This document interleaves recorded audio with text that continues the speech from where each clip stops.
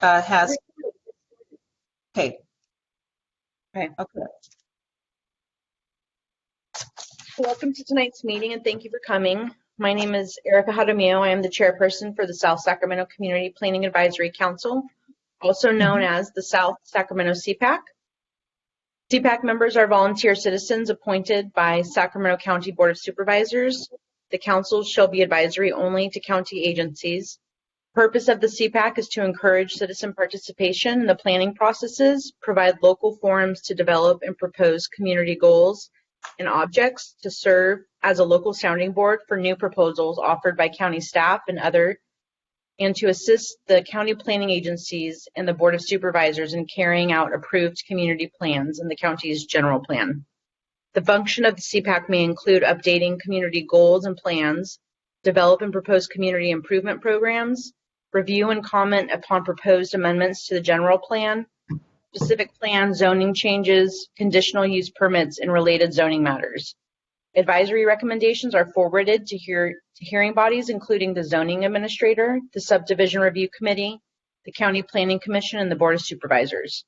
Our meetings are always open to the public and are listed in local neighborhood newspapers, posted at libraries and meeting sites. Courtesy notices are mailed to the property owners within 500 feet of the project based on the address on record and posted on the county's website. So I'm going to go ahead and have CPAC members, planning representatives, and other agency representatives introduce themselves. I do want to give a warm welcome to, at least since we last had our meeting, to new CPAC members, Member Santana Sanchez and Ms. Munif if is on the line. Can we please start with our planning representatives? And Chairperson Jaramillo, I think you should direct me to go ahead and establish the quorum first. Oh, go, yeah. Okay. Thanks, Flo. You're welcome. So Member Lambert? Here. Member Lucy? Here. Member Santana Sanchez? Here. Member Williams? Here. Member Munif is absent. Member Jaramillo? Here. And you have a quorum. Thank you. Welcome. Can we have planning staff introduce themselves, please? And then we'll have our CPAC members. Good evening, Chairperson. This is Jessie Shen, Senior Planner with the Office of Planning and Environmental Review. I am the project manager for the first item. Hi, thank you.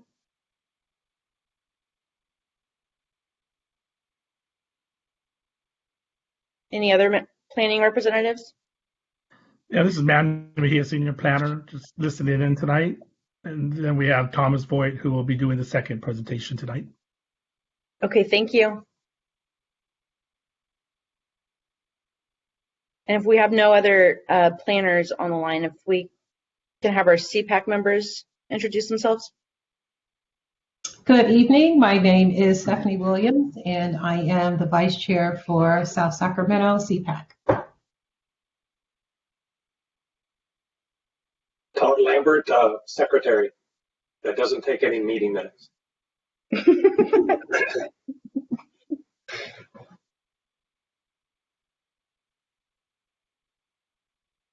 Lourdes Santana Sanchez, and I'm new. Welcome. Erica Jaramillo, Chair of the CPAC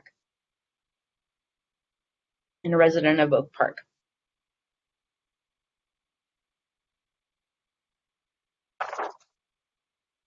All right. So can we go ahead and hear our first item on the agenda? Okay, Madam Chair, I'm going to read the item into the record. Item number 1 is the Nueva Vista Congregate Care Facility. This is a request for a use permit, minor use permit, special development permit, and a design review to allow the expansion of an existing congregate care facility to 134 beds on approximately 3.35 acres in the residential 5, multiple family residential 15, and multiple family residential 20 zoning districts. The property is located at the southwest corner of the Roosevelt Avenue and 47th Street intersection in the South Sacramento community. Thank you. And do we have the project's representatives here? Yes, you do Yes, have. Madam Chair. Hi. Madam Chair, there are a couple of few folks here representing the applicant. And so we have Ms. Camion Crotein, we have Ms. Maria Wong, we have Ms. Linda Kaufman, who are on the line representing this project. Okay, well, I'm going to trust that the project applicant, do you guys know who is all talking first? Otherwise, we'll have Ms. Kaufman go first. And also, Madam Chair, at this point, the planning staff should go ahead and open with the presentation. And once the planning staff finishes with their presentation, they'll refer to you and the board to see if you have any questions. And then at that point in time, you would be able to ask the applicant to make any statements. Okay, great. Let's start there. Okay, honey. Go ahead and do this.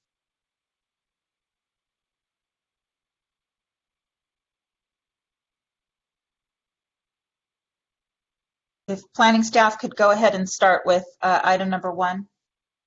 Thanks, Flo. Do you happen to have the PowerPoint prepared for this project available to pull up? Perfect. Thank you so much. Good evening, CPAC members. My name is Jessie Shen, the lead planner for this project, and I will be providing a presentation of the request before you. Next slide, please. Before we get started, just a reminder that materials associated with this project can be viewed at the county's Planning Project Viewer website, and the easiest way to access materials is to use the project's assigned control number. Next slide, please. The project consists of 7 parcels totaling 3.35 acres in the RD5, RD15, and RD20 zoning districts, and is located at the southwest corner of the Roosevelt Avenue and 47th Street intersection in the South Sacramento community. The project site is adjacent to the City of Sacramento boundaries to the west and south, which contain the Fruit Ridge Community Collaborative and a vacant site zoned for residential uses respectively. Predominantly single-family residential uses are located immediately east of the project site and across Roosevelt and 47th Street. As shown in the aerial to the left, there are 4 existing structures on the project site. From left to right, these include 4514 Roosevelt, which is used as an office and a caretaker's residence, 4604 Roosevelt, which is the main Congregate care facility, 4612 and 4616 Roosevelt, which are temporarily being used as a clinic and office during the COVID-19 pandemic. Next slide, please. The request is for use permits to allow congregate care facility use in the identified residential zoning districts, a special development permit to allow for deviations from applicable institutional development standards related to rear yard setbacks, landscaping standards, and fencing types, and a design review. Next slide, please. The project proposes to expand the existing congregate care facility through the adaptation of existing structures and construction of new structures to up to 134 beds on approximately 3.35 acres. Up to 10 new structures would be constructed on the project site and would consist of 2 dorms, up to 4 cottages, and support facilities such as a clinic, maintenance building, clubhouse, and community building. All new structures would be 1 story in height. Outdoor amenities such as courtyards, outdoor kitchen, and patio areas are also provided. Vehicular access to the project site would be provided by a gated drive from Roosevelt Avenue with vehicles exiting onto 47th Street. This path of travel is depicted in blue. Pedestrian access is provided via 2 gated access points on Roosevelt Avenue and 47th Street each, shown on the slide as orange stars.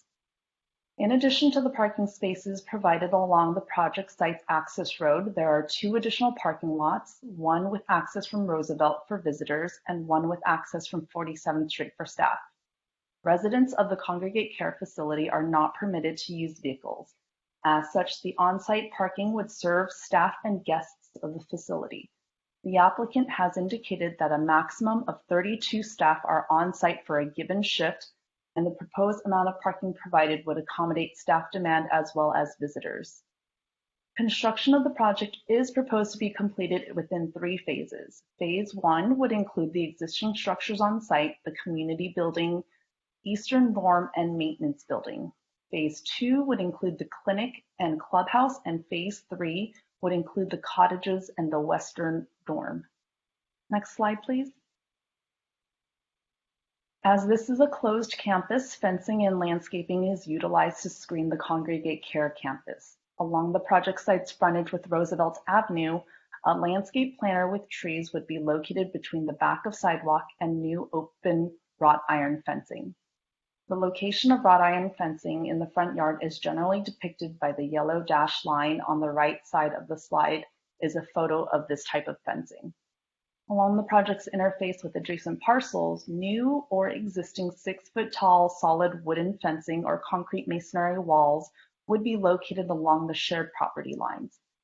The solid lines indicate the locations where fencing exists, and dashed lines depict the new fencing locations, with blue being the wooden fencing and orange being the proposed wall. Additionally, landscape planters with screen trees would be planted along the interface between the project site and adjacent residential parcels. Next slide, please. Just to recap, the project is proposing a Congregate Care Facility campus on approximately 3.35 acres within residential zoning districts. The campus would also offer support facilities. This project was considered as an early CPAC workshop by the South Sacramento CPAC in September of 2018, and the applicant team can speak to how they've addressed CPAC's concerns raised at the early CPAC workshop and their efforts to date with the community. Before Monday, no public comments had been received on the project. However, since the mailing of the courtesy notice to residents within 500 feet of the project site, we have received 5 written comments, and those have been forwarded from the clerk of the board's office to the CPAC earlier today. The final hearing body for this project is the County Planning Commission, and there is no date set yet. And the environmental document being prepared for this request is an initial study and mitigated neg deck. I am available for any questions, and we do have the applicant team on the line. The applicant team consists of Maria Wong, Camian Crotein, and I believe Linda Kaufman. Thank you.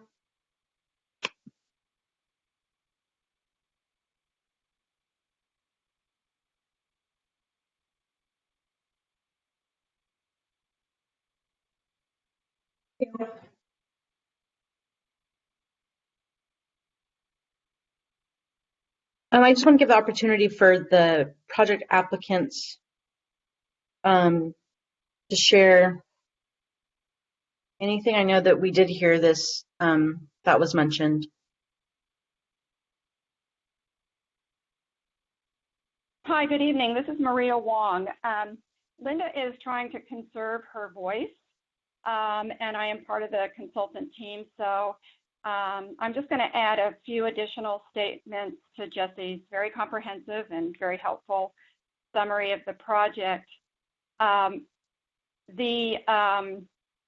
The project has been reviewed by, or is in the process of being reviewed by the county's DRAC, the Design Advisory Group, by the Project Review Committee. So we're receiving lots of comments from county staff, both with respect to the technical aspects of the project and then the architectural and landscaping aspects of the project. And just as an information item, we're continuing to work through those, but we don't expect that any of those are going to change the site plan measurably from what you have before you this evening.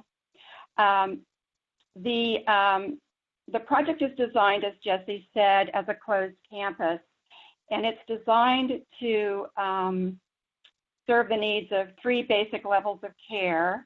The most intense care needs are met in the large building at 4608, which has been there for a while and is in the process of being remodeled, as Jesse said. Sort of the next or middle stage of care is housed in the dormitories. So those folks have a little bit more independence, but still requires some management of their care.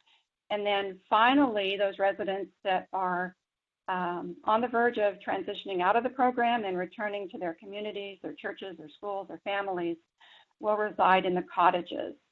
The concept of care pretty much drove the campus design.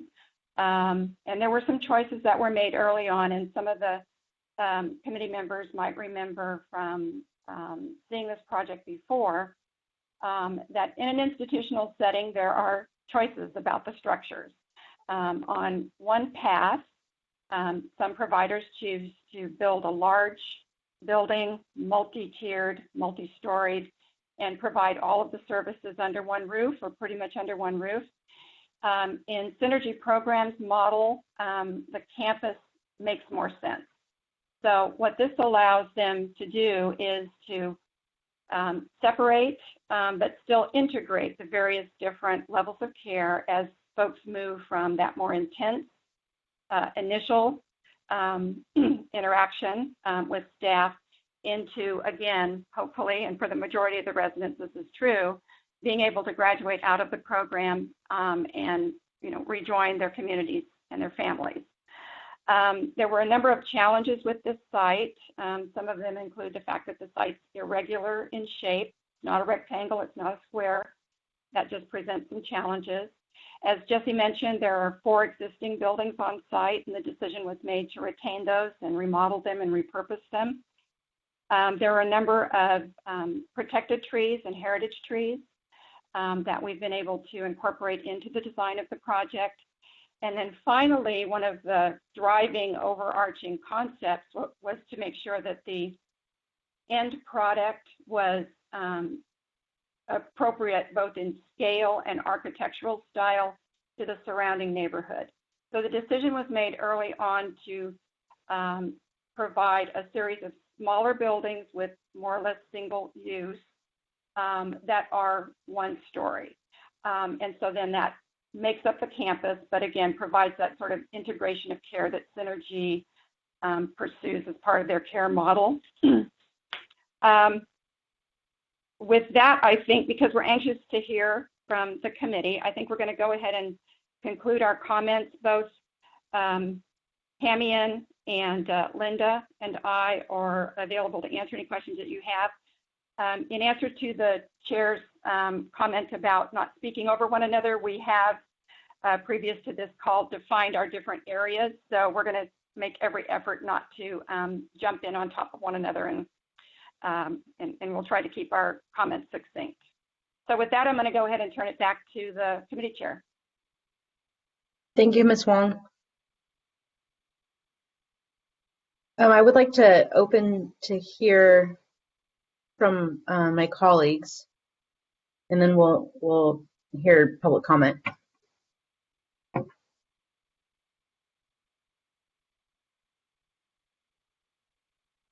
Thank you. I have a question. And my question is, in regards to the residents that receive care at your facility, can you tell us a little bit about where those residents come from? So I can answer that, and I apologize. Some problems with my voice. So where do they come from? They typically are coming from a hospital or a crisis residential program or a what's called an MHRC, mental health rehabilitation center, and then they are, can you hear me okay? Yes. Yes. Okay, sorry. And then they graduate those programs, and then they come to our program. Is that kind of what you're asking? That, and then also as far as like their residents, are these residents, are they coming from within the community? Are they coming from other areas? throughout the county? Yeah, just a little bit about how you receive them into admissions as far as where their place of origin is. I guess that's where I'm getting a little bit to. So since the last time that we spoke, and that was 3 years ago, although it feels like 500 years ago, so we do contract with Sacramento County now, Sacramento County Behavioral Health Services, as well as we've accepted some clients from the social services foster care system. So some are coming from Sacramento County as far as their origins and where they live. Some are coming from Solano County, that's their county of origin. Unfortunately, with mental health placements as they are right now, for example, Shasta County, because they don't have any placements themselves, if somebody needs a higher level of care, one of the facilities they use is Vista Pacifica in Riverside. So somebody might be a Shasta County client, and they'll go to Riverside for treatment, and then they'll come to our program and kind of as a transition, and then they'll go back to Shasta County. You know, with that being said, I would say out of all of our campuses, besides just Sacramento, some clients need our level of care for the rest of their life. Maybe it's somebody who is 50, 55 years old, has schizophrenia, has medical co-occurring complexities, that needs that support, that needs medication management, meals, housing, everything like that. Does that answer your question a little better? Yes, it does. Thank you. You're welcome.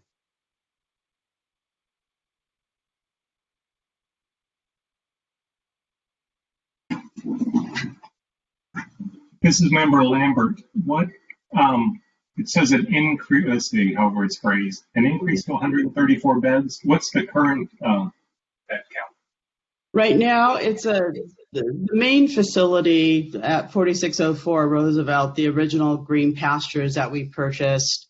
That is licensed for 60. However, we are remodeling the back, the female unit there. I think right now we have 32, but it's licensed for 60. When we spoke last time, it was 60. And it's 32 because of your remodeling? Correct. Correct. And then just to clarify, I think it was stated, none of the residents, congregate care, are driving, even when they're in that very last transitional leaving? No. No, we had made a decision, even our clients, and we do have apartments in our Morgan Hill campus. So that's called supported housing. It's not licensed, it's supported. So we help those clients as they're moving towards independence, but we had already made a decision that we did not want to have that responsibility. Frankly, our clients don't have cars. Some of them are just dropping off of conservatorship. And I've never seen a conservator that has approved a conserved individual driving. So I can confidently say that no client has ever driven while in the program. So like it was said, it's just staff would be coming there when they come on shift and then when they end their shift to leave, and then visitors. Correct. So the visitors are family members. County case managers, conservators that come and visit. And that is, for the most part, family members pick up their loved ones and go out for a weekend or a home pass or whatever that looks like. But yeah, the shifts, the densest part of the day, maybe Monday through Friday, would be at max at 32. Yeah. And then what's the visiting hours? So our visiting hours are really 7 days a week from 9 o'clock to 5 o'clock. We try to be generous with it, especially on weekends. So if it goes up to 7 o'clock or 8 o'clock, this last year, we just started allowing visits again. So that's been very different for the last year and a half. Our all of our clients have voluntarily stayed on campus for the last 15 months. It's been challenging. So visiting is just starting up. For the most part, families come and pick up their loved ones and go into the community, go to lunch or go home. But it is 7 days a week that we allow visits. Okay. And then I understand it was gated, so when someone enters the facility off of Roosevelt, they're not blocking traffic. They pull into a driveway and then check in at a gate. Correct. Okay. Correct. Yeah, the visitors, the staff, and I'm going to let Maria or Kemian talk about the parking piece of it. And I don't remember which members of this advisory committee came out, but we have a parking area. It's kind of a square, and that's like at the front of the building. So you would, come in, be greeted, sign in. The staff comes in through that other side, the long driveway. And I'm not an architect person, so I don't know how to describe it. But there's kind of two separate areas, one for the staff and then the visitors, because, we want them to sign in and, see who's on campus. They're usually going to come in through that front door. Okay. And then last question I have now is on the presentation, there was one little piece that was a masonry block wall new, and the rest of the project was bordered with wood fence. What was the reason for that? I'll call it a 40-foot strip or something that was masonry. Is it against a commercial or something? Kemian, do you know which area he's talking about? Well, I think there's two different areas. So if you're talking about the one to the south, the south. That is next to, yes, a commercial. Okay. And then there's the other that's towards the front. Yeah. That's along Roosevelt, part of the. And then anything that borders a residential property is required to be wood. So. Okay. All right, that's all I have. Thank you.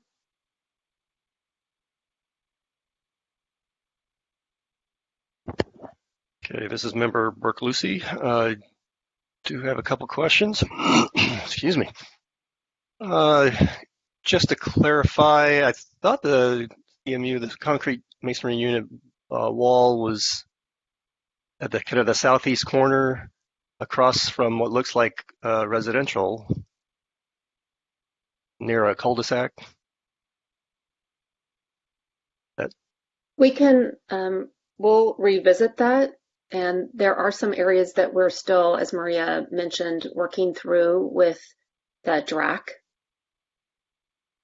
Okay. It does look like a house that it could be easily 10 feet from their own fence. And then you're talking about a 10-foot setback. So very close area there. And then you were talking about where the residents are coming from. Do you have a breakdown of where you might expect residents to be coming from, percentage-wise from Shasta versus Solano versus Sacramento? I don't have a breakdown right now. So Sacramento County, last year we began a contract with them. I think it was in March. It was a challenging time to start a new contract and engage all that with COVID being shut down. So that whole contract, the pool of money is $2.5 million. So I don't want to give an exact number because it really just depends. We have different supports. So I would say that would support maybe 28 clients. But I don't know if you want me to talk about specifically this because we opened up another program in Rancho Cordova on Folsom, and then we have an older adult facility that's opening also. So it's hard to kind of tell what those numbers are. I don't know what I would put a percentage on it, but I could try and figure that out. We're just starting. A lot of our clients are coming from like the Sacramento Mental Health Treatment Center. Even Sacramento has clients at the Crestwood San Jose. So we're interviewing them and working with those individuals, and they'll come back to Sacramento from that San Jose facility. So I don't have a percentage right now, but I would say it could be up anywhere 27 to 32. And then once we open up the older adult facility, that's it can be it's a more of the agency of aging. It's, sometimes some different funding for that, if that helps. 27 to 32 residents from where? Sacramento, from Sacramento County. But okay. where they're specifically coming from, it's hard to say, because like there's Sacramento County has clients in Bakersfield. So we drive down to Bakersfield and we start our client engagement. And then Sacramento County has some clients in San Jose, Crestwood. So we start, working with those clients there. So they'll be coming from out of county treatment facilities, but they are Sacramento County clients. So not necessarily Solano or Shasta, but also Santa Clara and was it Kern or something? Well, Sacramento County clients are placed out of county at different facilities. So they're a Sacramento County client, but they're coming from a San Jose facility. I know it's kind of complicated, but okay. It's kind of the system. Sorry. So the bottom line, is it roughly more than half are originally Sacramento residents would be in this facility? I would say at this particular facility, like right now, I know that at Vista del Robles, we have about 8 Sacramento County clients. In Sacramento, right now it's difficult because the female wing, I think we have 2 residents, and then Sacramento County clients, and then an individual from the foster care system. So and they're always moving. So we also discharge some Sacramento County clients who graduated the program. So it's kind of a fluid thing. So sounds like less than 50% from Sacramento currently. Probably right now. And potentially still less than 50% going forward then. Probably less than 50%. It's really going to depend on what happens with our older adult facility. And then we also have 2 clients that are outpatients. So they've graduated our program. They're at a lower level boarding care, and they still see our treatment team.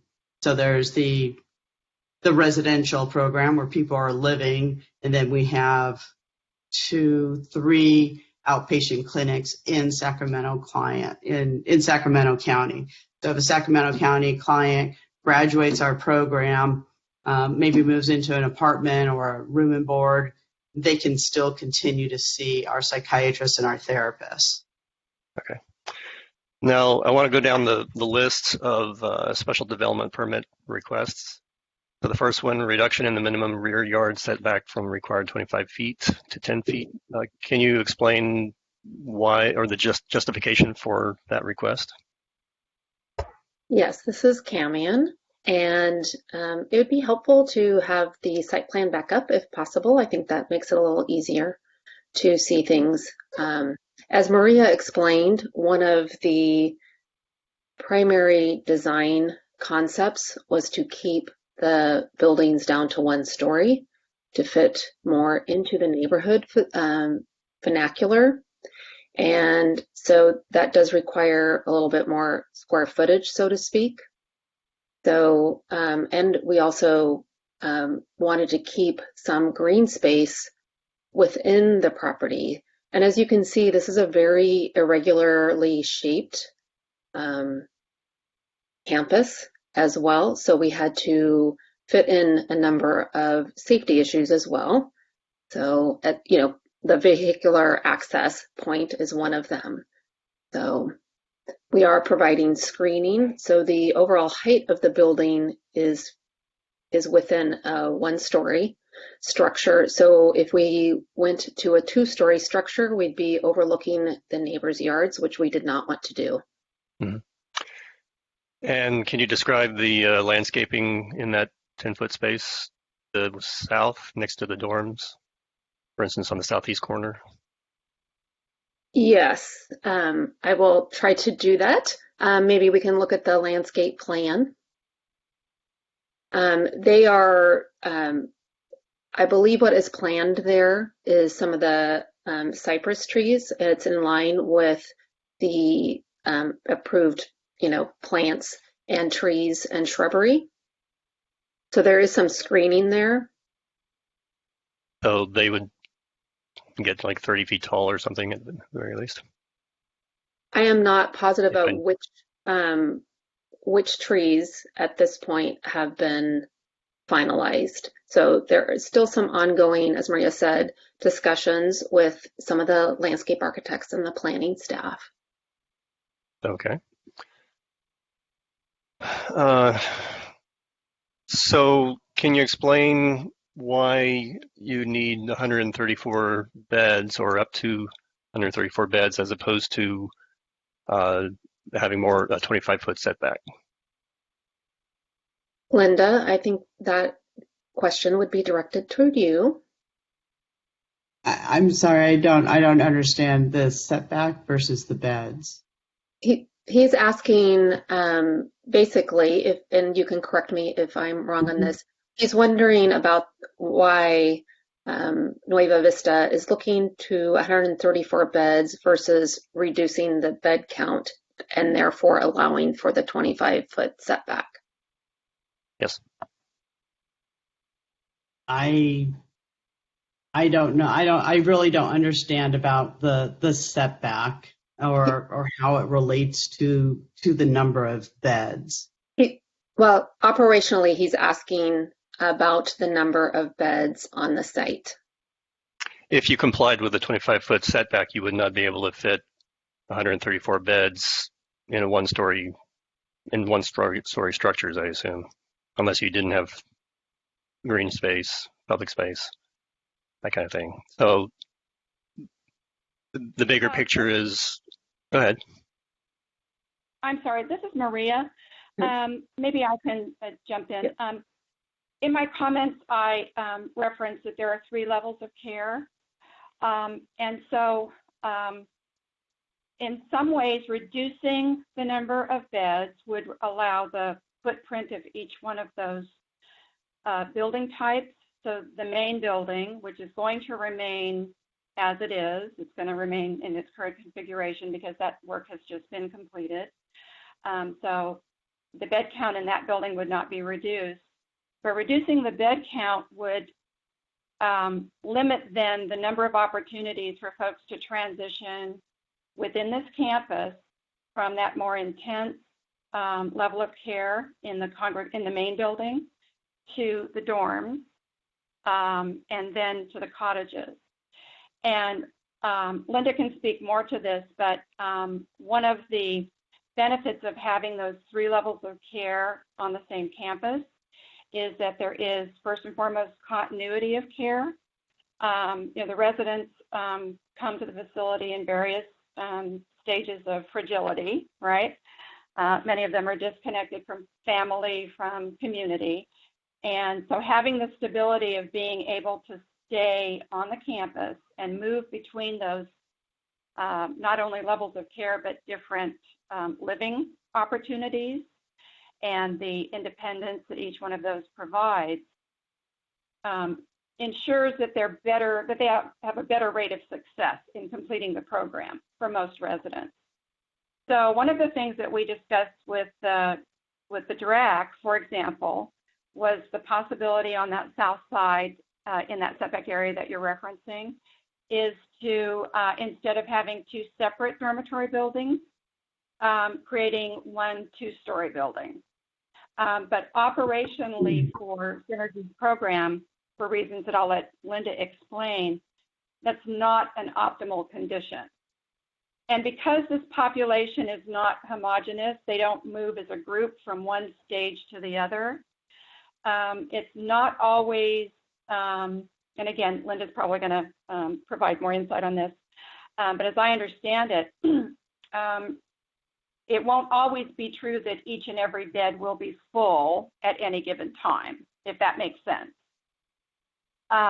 Because there is that fluidity that Linda referenced, both, well, with respect to the external dynamics of just treating this population, right? So some people are in this facility that may not be Sacramento County residents because system-wide in the Northern California area and even statewide, this provides the best treatment opportunity where a bed is available for the condition that that individual is dealing with, if that makes sense. Yes. So I'm going to let Linda explain, sort of the trade-offs with respect to the continuity of care, the care model, the population, and the design concept. I was wondering if we were talking about the second story. So those two dormitories, so throughout California for the Medi-Cal population of individuals that have a mental illness, there is no program, no building that's really solely for females. I think one of our goals is to have an all-female dorm. A lot of our clients have had trauma, a lot of trauma. So I think one of the goals and hopes was that we were going to be able to create a female-only building itself. And the same goes for men, too. A lot of men have had trauma. And so so if you're asking about the two-story versus the two one-story, I think it just allowed more room and more gender-specific. And in California, I am not aware of any program that has the ability to support, in one building, all females. I think it's something that's needed. It's something that we've, tried to work on. So that was the reason of the two buildings, the two dormitories. I can see, never mind. You can't see what I'm doing with my pointer. But it's not helpful at all. So those two buildings in the back. So that is the plan, to have the dorm, one dorm for females and one for males. Correct. Okay. Correct. Can you explain? Is it safe to assume, again, on the kind of the southeast corner where it seems closest to a nearest resident, I believe it's a concrete masonry wall. Is that a 6-foot wall? Yeah, man. Yeah. Yes. Okay. And are there any windows in the one-story dorm facing that direction? There are windows for all the bedrooms. There is a lot of evidence-based design that supports views of nature for the healing process. And that also goes to why we have some of the green space located near the dorms as well. And you don't have poplars, or cypress there now, so it would be a while till the cypress help to screen anything, I assume, unless you're, that's still kind of in the works, unless you're relocating existing cypress. Anyway, the taller trees, I don't know if you're growing them from seedling or what, but yeah, that could be a concern for a few years. So let's continue down the list. Sorry, this is taking a while, but the next one, the absence of required screen trees along the interior property line or an approximately 80-foot long portion adjacent to the adjoining residential parcel. Maybe this is a question for county staff. Interior, it's hard to conceptualize what that's referring to. Flo, do you mind navigating towards the landscape plan? And I can kick off this response as I understand it, and I'm hoping Maria can chime in. We're gonna, the location of that deviation is where the exit drive is entering into 47th. There's a parcel to the north of that, but then north of that parcel, kind of like where there's a opening, there is trees that are not located along there. It's like a solid blue line, and you'll notice it's one of the only spaces that don't have screen trees. And from what I understand, that is for, there's a water line that's proposed to be located in there, and there's a conflict between landscaping and utilities. So you're talking about the area almost closest to the corner of Roosevelt and 47th Street? Is that right? No. So, this is a challenge, huh? To describe it. It's so like 1, 2, 3. It's By the maintenance building. yeah. So, the parcel I'm looking at, it's white in color, and the exit drive is to the right side of it, or actually to the south of it if we're talking about north. And then the maintenance building, thank you, Camion, is located north of it. So there's a blue line there, and there are no trees provided along that blue line. I see. Going South of the end. What was that, Todd? So the word plan at the top of the page there, if you look at the letter N and plan, Yeah. directly down from that, right? That blue line. Right. So immediately south of the maintenance building. Yeah. Okay. So you have a resident right there. Let me get the. So this is Maria. Maybe I can add something to this conversation. As Jesse said, the areas adjacent to the exterior of the property have a lot of competing needs from utility providers, the county's landscape requirements, both in terms of the width of the planter and then the screening component. And then more recently, last 8 or 9 years, there has been a statewide requirement to provide that each project needs to provide on-site retention and detention for stormwater. So because of the irregular configuration in that area and the desire to, have satellite separate facilities to keep the scale of the project manageable in a neighborhood sense,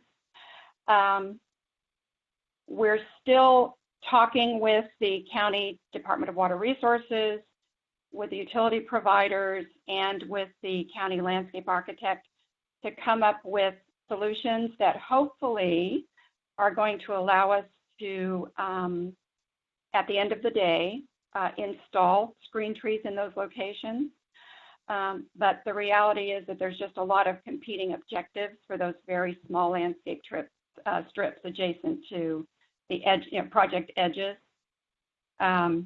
If everything goes well with Department of Water Resources, the detention retention component of that need can be moved to another part of the project.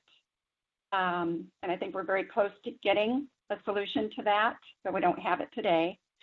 And in that case, the intention is to provide something as close to the standard requirement for screening as is practical. The reality is that a lot of the trees that survive in our hot winters here don't like to have their feet wet for long periods of time in the winter, right?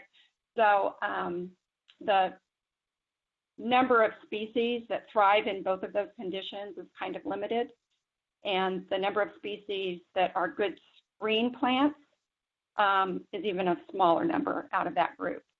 So short answer is we're trying to work out a solution to get to something that's maybe not perfect, but does provide some measure of screening from this project to the adjacent residential properties. Currently, that parcel that's not part of this project between the 47th Street driveway access and the maintenance building to the north of it, this plan is showing an outline for, is that a residence? What's currently there? There is a residence there. Okay. So no screening currently planned. And it No, but looks, go ahead. Camden can maybe correct me, but I believe that the windows in that part of the maintenance building are probably associated with the laundry area. So it's not an area that's used very much, and I believe that that the windows are positioned in such a way that the visual intrusion is minimal. Yes. And If that's the area that you're referring to. I also wanted to mention there are also, Maria's, mentioning many of the competing requirements that we juggle. There's also, as Maria mentioned in the opening statements, a number of heritage trees that we are working around that do impact, placement as well. So the maintenance building just to the north of that 47th Street driveway, that's currently on the site now? no, it is not. No. The darker brown buildings, they are really the forward facing to the neighborhood buildings are the existing buildings. I see. So they're at the north. So most of the buildings on this campus really won't be seen from the street in most instances. But it's very tight on that property and next to that existing residence. Okay. The third one, absence of or with reductions in the required landscape islands at the ends of parking aisles. Hi, this is Maria again. Mm-hmm. Yeah, we're actually working with staff to resolve that issue. It's a very small deviation, but we think we probably have come up with a solution for that. Okay. And I think it's only one island where the nose of the island tapers down.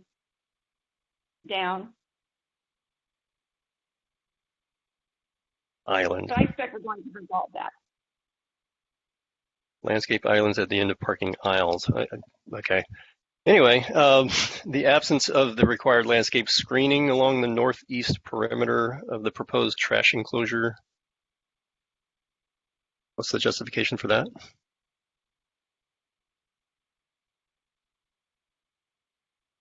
Camille, did you want to try and address that?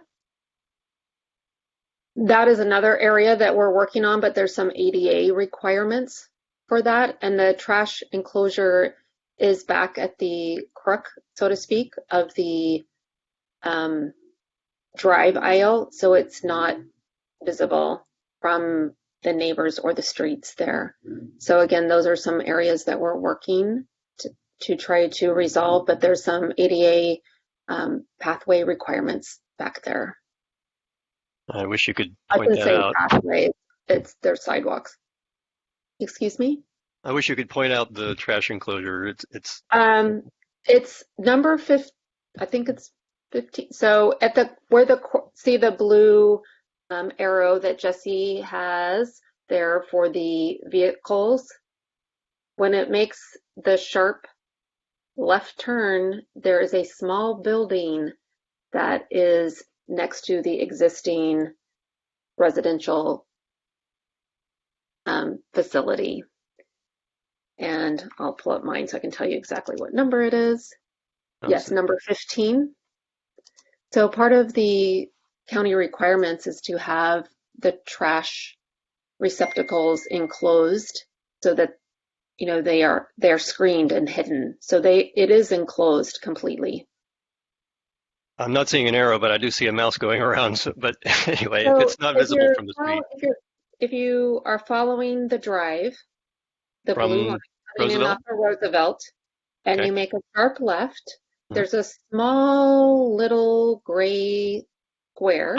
In that corner, that crook. Okay. Yes, and that is the trash enclosure. Gotcha. All right. That helps. Thank you. You're welcome. Let's see. Trash deviation in permitted front yard fencing type for an approximately 27-foot long portion to allow a 6-foot tall concrete masonry unit wall along Roosevelt Avenue. Justification for that. Can you bring up the landscape plan again? Because I think that really helps to show where that is located.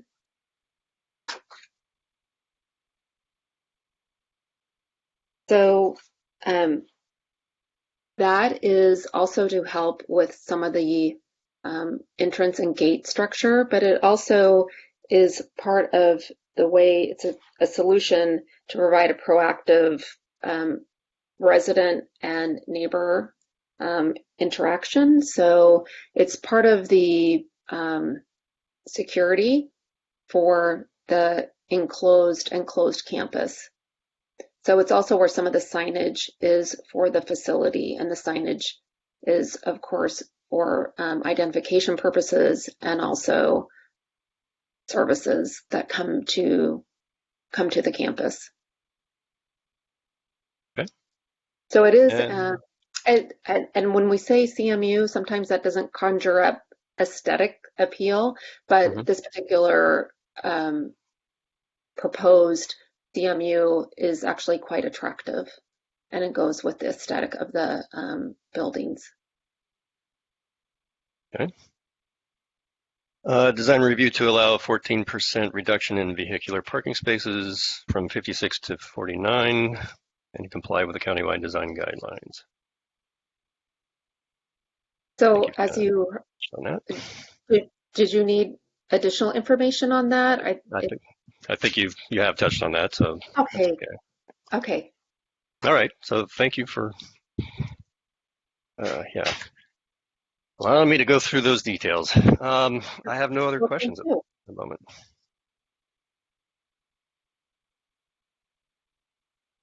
Do we have any other questions from any other members? This is Todd. I'd like to tag on to what Burke brought up. So one of those bullets.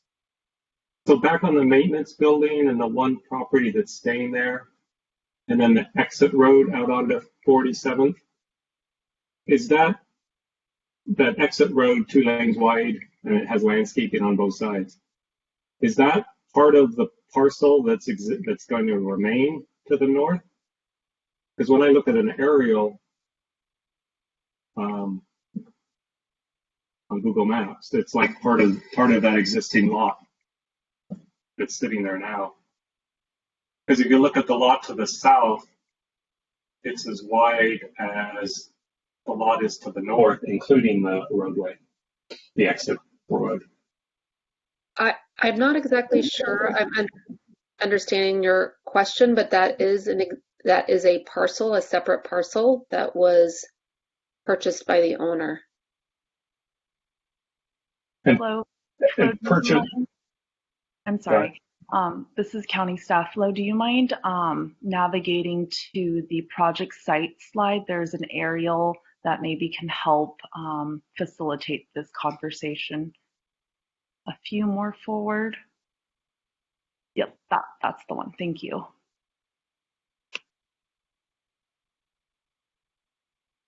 Yeah, so that's really small on my 37-inch monitor here. But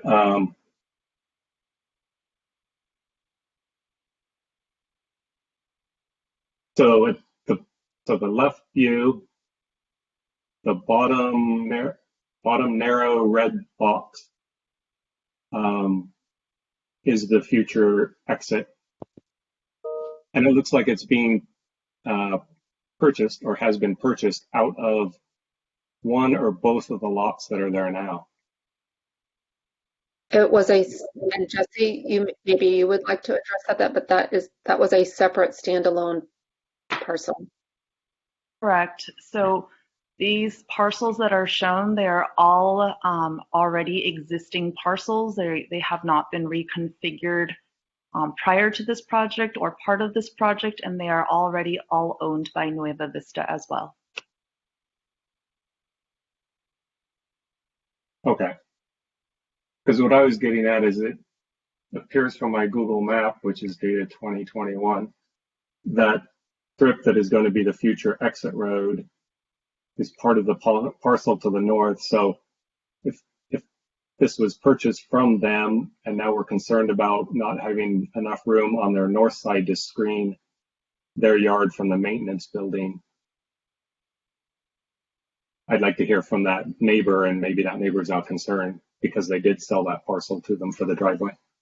It's distinctly on my Google map here, there is no fence there. There's some rocks for part of that property. They kind of define a wall, but otherwise the yard's fenced in and is the same width as the other parcels. But, okay, that's all I have.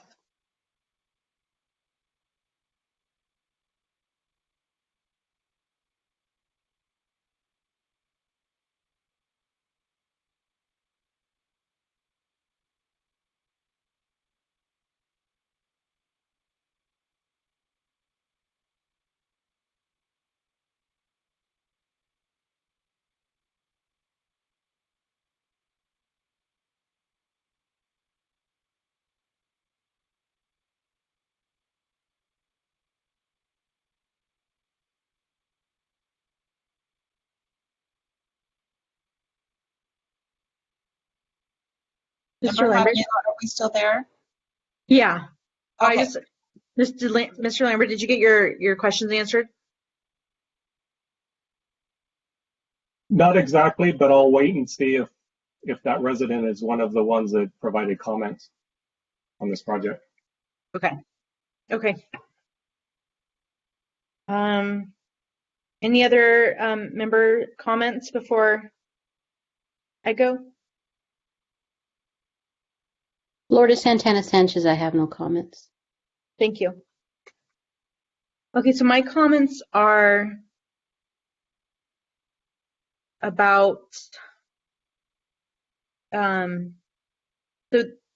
you're going to have more boarding care beds than you are supportive housing, and I do know that in your statement of justification,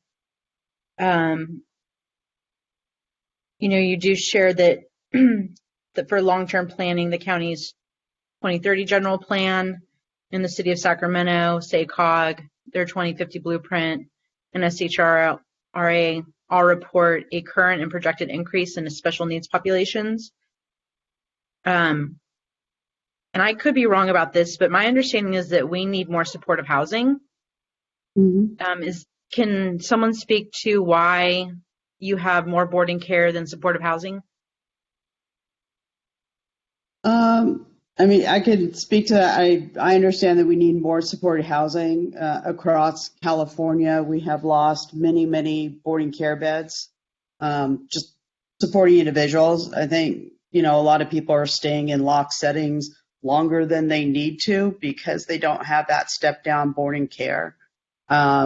This is, primarily what we do is help people transition from those locked facilities.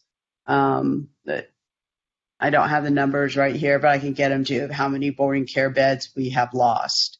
And our supported housing is intended to, help people learn some skills, how to go shopping. We have a small amount of apartments right now. So the immediate need, as far as from my perspective, is getting people out of locked facilities. And you do that by supporting them in a boarding care, providing their medications, their housing, things like that, and then support them. We have not historically been a supported housing program. However, we have developed some in the hopes that people will get those skills and then move into the community more. So we do have an empty lot in Rancho Cordova next to our other facility that might be open for more supported housing. But right now there is a huge need for boarding care beds. Do you contract or do any connecting services work with the Continuum of Care or SHRA? What does RHRSA stand for? The Sacramento Housing and Redevelopment Agency? No. All of our contracts are with county mental health departments.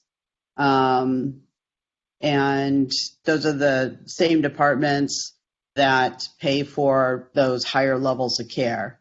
So I don't contract with them.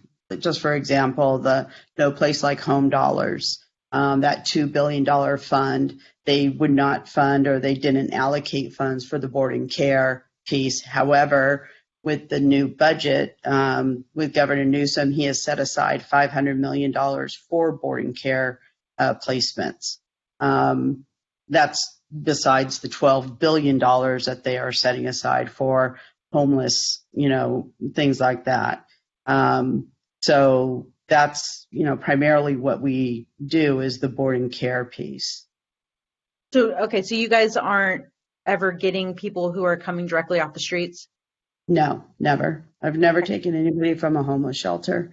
And not to say that we couldn't if we developed that. But just for example, you have to have a physician's report. You have to have a TB test. Now you have to have a COVID test. Psychosocial, those things don't always happen in a shelter to support someone coming in. Not to say we couldn't, but there would be a lot more that would go into it. Okay. And I have a question, and this might be for planners, but under the document with the title Special Development Permit, it says, it's the second sentence, it says the zoning code adopted development standards for institutional land uses that supersede the underlying residential land use development standards. So how I'm reading that is that an institution takes precedent over, let's say, apartment housing or just any type of residential that would be built for housing. Am I reading that correctly? Hi, Chairperson. I can answer that. So that what you're reading is in reference to development standards. And so there are residential development standards and there are institutional development standards. But per our zoning code, the development standards applied on a project are determined by use. So generally, you're going to find single-family residential development on like RD5 parcels, and then multifamily residential development on RD15 and RD20 parcels. However, for this project, because it is an institutional use, even though it is in the residential zoning districts, we are applying institutional development standards to the project. Okay, I might need you to repeat that. I would say in a nutshell, the proposed use dictates the type of development standards we apply to a project. Okay, and this is, I'm trying to look for the paper because it's really small there on the screen. This is RD what again? The zoning districts that comprise the project site are RD5, yeah. RD15, and RD20. Okay, can you go into a little bit more detail how each of those impact the institutional land use? More so, maybe what I can give you a quick overview of is what uses are like permitted by right in those zoning districts. It's typically like RD5 is single family residential uses, so like a single family detached or a attached home. RD15 and RD20 are like multiple family, like apartments, things like that. When you have a use that is not permitted by right in the zoning district like this one is, it's an institutional use. We apply institutional development standards rather than residential development standards. Does that make sense? So there is a varying degree of difference. For example, your residential development standards, there are no like setback. So for example, there's no like required landscaping between residential parcels with the requirement of street trees, with screen trees planted a certain distance from each other. That's probably a very good example of a development standard that, because this project is institutional, would apply to this project and not to a residential development in this zoning district. So does that kind of make sense? So different development standards apply to this project because it's institutional and not residential. And one of the examples, okay. Yeah, that makes sense. I guess I'm just curious why it supersedes. Because the development standards that we apply on a project are determined by the use proposed by the project. So, Okay. Mhm. Yeah, I get it. Thank you for explaining that. Of course, thank you. Those are the only. Has there been any outreach or connecting between the project applicant and the community surrounding? Hi, this is Linda. So I would say it's been very, unfortunately, limited in the last 15 months. I think especially with the Fruit Bridge Collaborative, it was just great. Our clients were going over and volunteering. We did a lot of things with Aaron Stone. The NAMI office is there now. So I think there are some really great things going on. Unfortunately, that has been severely stalled. I know that last week we had a job fair at Fruit Ridge Collaborative. And it did okay, but again, people are not really coming out right now. Supervisor Cerna has come out to tour, as well as Ryan Quist. So, and what's his name? Supervisor Kennedy. After we had met back in 2018, we did have a town hall meeting and opened that up to everybody. Fruit Ridge Collaborative was involved in that also. So, you know, as far as that outreach and trying to kind of answer any questions that people had, people did come on tours. Is that kind of what you were talking about from the original meeting? Yeah, and I mean, I guess, are you, because I know that the South Oak Park Community Association has meetings virtually. Do you attend those? So the ones that we were attending virtually were I actually did not know there was a South Oak Park. I don't know why. OPNA is the one that Shannon and I were attending. She's our program manager. Now I know there's a South Park one because I just heard about it today. But the one that I kind of follow and look at and posted our job fair on was the Oak Park Neighborhood Association. Okay. I think we're just very. It has been a challenging year and a half. I'll just say that, as far as staffing challenges, families, our staff. So I would say that everything really, unfortunately, kind of stalled. We're just kind of trying to get back in our groove again with doing things. Of course. How long have you guys been there? We opened it on July 1st of 2015. And, well, our meeting was in 2018. And it took about, almost that time to kind of work with and, engage with the Sacramento County Mental Health Department also. So that's been a very positive experience. Okay. Okay, those are the only questions that I have. We have public comment electronically, but also I think maybe there's a couple people who submitted those electronically that are here as well. And so if we could hear from the members of the public. Yes, so you guys have 3 public comments, or you have 3 public callers waiting in queue. And then on your written comments, I did want to point out that you had 5 total, and 4 are opposed, and there's only 1 comment where they're in support of the project. Can you please transfer in the first caller?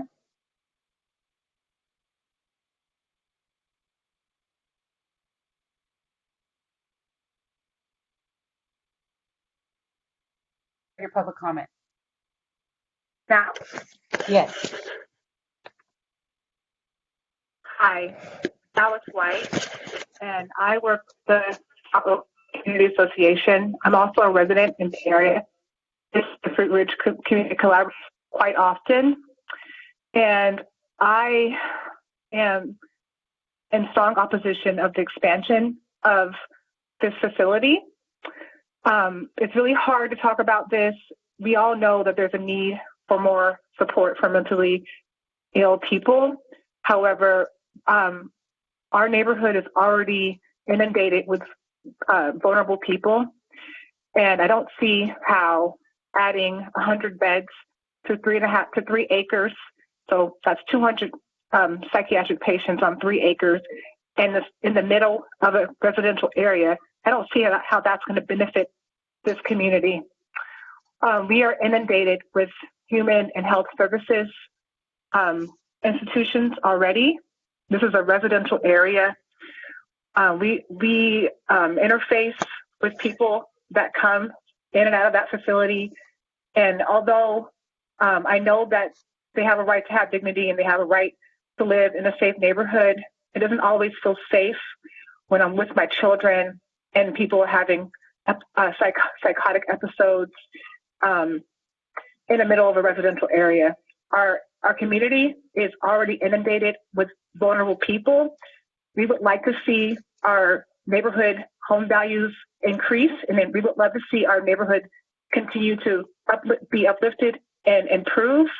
We feel that Synergy has enough patients on site, and that adding 100 more beds to a 3-acre space doesn't seem like a very good idea. I don't see how this expansion is going to benefit our neighborhood at all. I see it benefiting Synergy.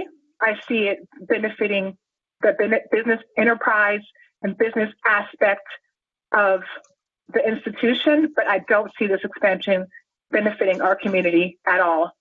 We live in this community. I live in this community. I want to see this community continue to be uplifted and continue to grow in positive ways. We don't have a lot of walkability in this neighborhood. There's not a lot of things for people to do. And like I said, we're dealing with a lot of residents that have co-occurring issues already: addiction, poverty, homelessness. I just don't see how adding beds to this facility and expanding is going to benefit this community. And I strongly oppose the expansion of this facility. And I also am wondering who is looking out for the residents of this neighborhood. I sat on this call and listened to the fact that most of the folks that are going to this facility are not coming from this neighborhood. There's no direct service for people that live in this community. Synergy is moving around people from all over California. And I don't think it's fair that this neighborhood continues to be seen as a low resistance neighborhood where anybody can come in, do whatever they want without actually benefiting the people that live here. I know that this is an issue that we all need to take responsibility for. You have 10 seconds left, ma'am. Please wrap up your comments. Okay, I know this is something that we all need to take responsibility for. I feel like our neighborhood is doing our part by supporting vulnerable people already, and I strongly oppose the expansion of this facility. Thank you. Thank you, Ms. White.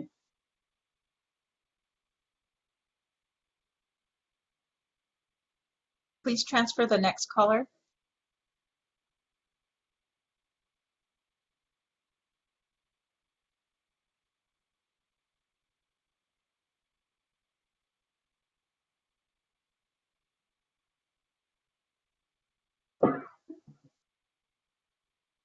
Hello, my name is Michael Blair. Can everybody hear me? Yes. Hi, Michael. I just want to let you know that you have 3 minutes to make your public comment. Could you please start now? Yes. Okay. Thank you, sir. Hello, everyone. Michael Blair here. Thank you for allowing me to speak. And I submitted a JPEG. If I could have that pulled up, that would really help out a visual. You can access that, please. I will try to do that, but we usually coordinate anything that needs to be published in advance of a meeting. These presentations are already loaded up, so I'm not sure that I'll be able to do that within that 3-minute time frame, Mr. Blair. Right. I appreciate it. I'll do my best. If you could work with me, I'd appreciate it. Yes. Well, Michael Blair, I've been in the neighborhood almost 20 years, so a long-time resident, and this is a very poor community. Unfortunately, we don't want to stay that way. We want to increase in value. We want to grow and uplift. And if the visual comes up, you'll see that this is a very distressed community. There's a 1-mile radius that we pulled up. And within that 1 mile, we have things like low-income housing. We have vagrancy issues with people hanging out at the liquor store, drinking, smoking, creating negative environments. We have homeless shelters. We have group homes. We have prostitution right on Stockton Boulevard. We've done surveys and of crime maps and took a look at how concentrated it is in this area. High concentration of sex offenders, illegal dumping, you name it. It just kind of goes on and on. So we are trying to create an environment that is not filled with things that are considered undesirable. Instead, we want desirable things. On this property, there was, a college campus coming or a movie theater or something, grocery store, something positive. We would embrace that. But what's happening now instead, this is a facility that's going to double in size. So these are all things that people don't want to live next door to. So what's going to happen is a lot of ways that this community gains value is in home appreciation. And they might be able to send their kids to college. They might be able to get stable transportation, things like that. If we take that away and make that to where they don't have that opportunity anymore, or it gets stifled in any way, we are really damaging this community. So we need help. We need things that are going to help uplift us. There's a Stockton Boulevard study that's being done right now where the city and other residents are getting involved. They're pulling together to figure out ideas of how can we uplift this area. So we want some positive things coming. But unfortunately, we just don't have that right now. And we don't need anything else to add to the burdensome or undesirable, distressed area that we have right now. I think the most loudest voice should be a resident's voice. 10 seconds. Could you please wrap up your comments? To you right now. So I appreciate any of your thoughts, and we're looking forward to this. Thank you. Thank you. Amanda, you can close the presentation, his diagram there. Thank you. Please send the next caller.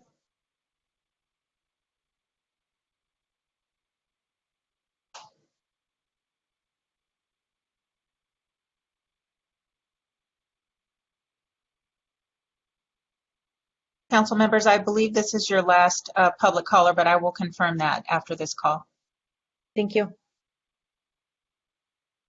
You may begin your public comment. You have 3 minutes. Thank you. My name is Asata Morton. I am a longtime resident of South Oak Park. I have been aware of the Nueva Vista is offering a proposal for facility expansion. The service that's offered is definitely needed, but please be clear. I'm not saying not in my backyard. My proposal for this letter is to ensure that you understand my backyard is too full. I will list several reasons for my opposition. My area in South Oak Park is already overburdened. Within 1 mile radius, we have multi-services agencies, a concentration of sex offenders, sex workers, illegal dumping, high crime. Adding a mental health institution just adds to the overcrowding of my backyard.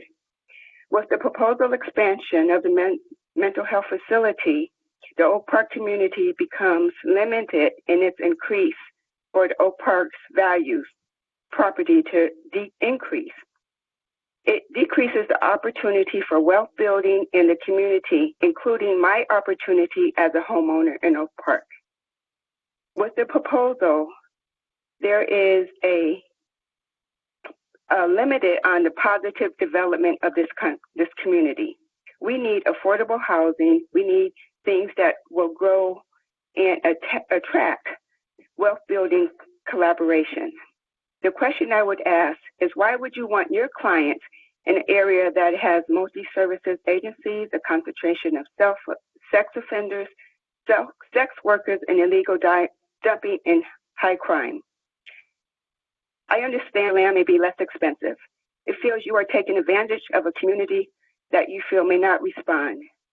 If this is a decreased response to the proposal, if there is a decreased response to this proposal, it may be related to several factors. The community members are trying to survive, dealing with COVID, unemployment, unhoused, lack of medical education, lack of access to this information, and may not have English as the primary language. And I'm still wondering about who is this really going to serve? Is it going to serve Sacramento County or city residents, or is it serving outer area residents? For the benefit of your clients and the community of Oak Park, I hope you find another location for your expansion. Thank you. Thank you. Thank you.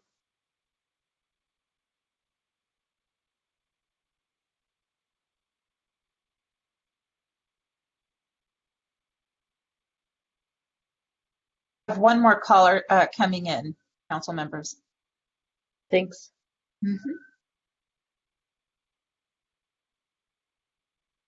Hi, my name is David Robarts. I am a resident and homeowner on Roosevelt Avenue, about a block away from this project. I am opposed to this project. I've heard about this project years ago from the South Oak Park Neighborhood Association. Actually, we've had people from Synergy come and visit our meetings before, so I don't know why they said that they weren't aware of us. But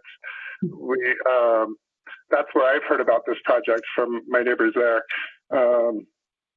Anyways, I'm opposed to this project because it seems like Synergy is really just not really that concerned about being involved in the community.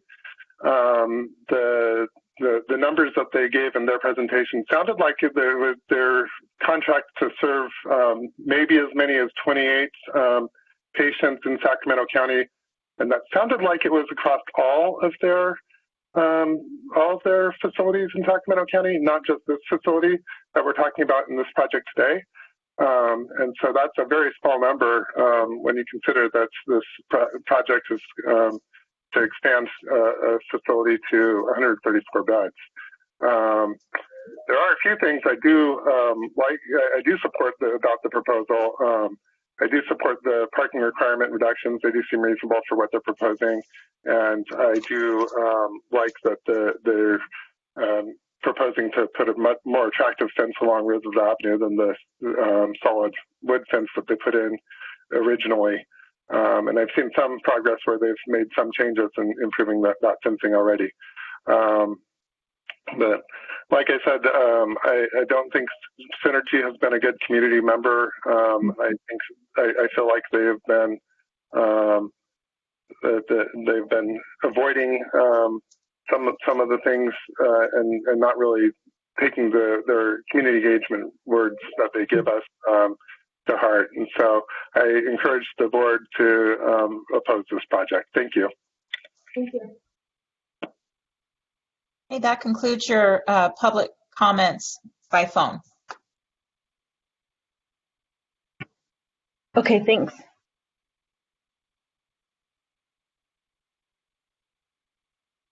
Do we have any members who want to make a motion?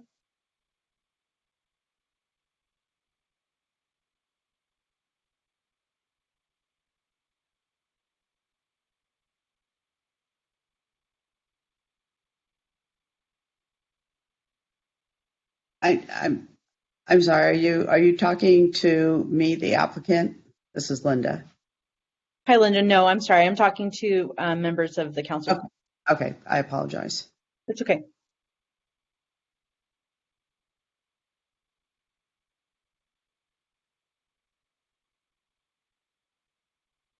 Are there any concerns or questions that we want to talk about before a motion? This is Member Williams. I don't have any. Thank you, Ms. Williams. This has been Member Lucy. Can the applicants address the issue of, can you explain whether your residents would be walking off-site and what's the nature of that interaction?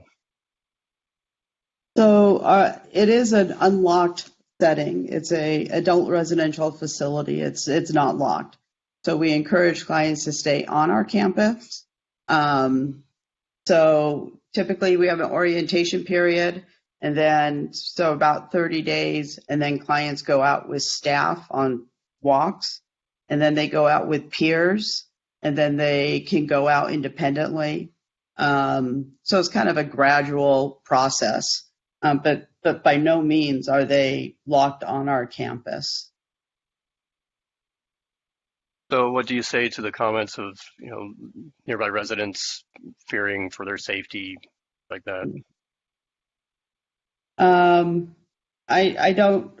I don't really know how to respond to that. I don't see our clients as being fearful, and I can appreciate concerns, fear, apprehension about individuals that are untreated. I think all of us see them in the community when we're walking around. And so I do appreciate that, that fearfulness. And frankly, you maybe don't recognize if someone is treated or not treated, unmedicated or medicated. But our clients, are on medications. Our clients are treated. They receive a lot of therapy. They receive a lot of rehab services.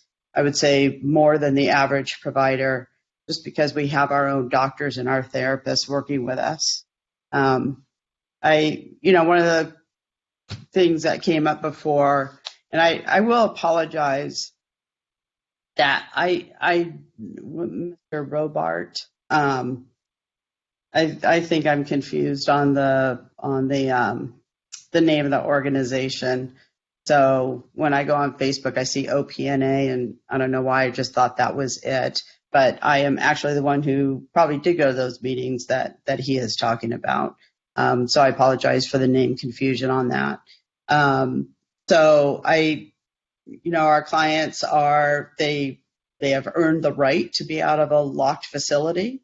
I do understand the concern and the fear about people that are on the streets that are not being treated, but that just isn't our clients. I don't know. Can I speak about the property value thing, or just not? Please do. So that's okay? Yeah. So, this came up before with another property that we have in Morgan Hill. There was a concern about that. And when we opened up that program, it's next door to a private elementary school called Stratford Elementary. And they moved in after we opened our program. And that's in a small residential community also. So when, those house prices have more than doubled since we moved into that community. They were probably about 350, 400,000, and they're well over $1 million now. And they are all adjacent to our Morgan Hill campus, along with the school. So I don't think that we negatively impact housing prices. And I can send that report to you also, so you have that.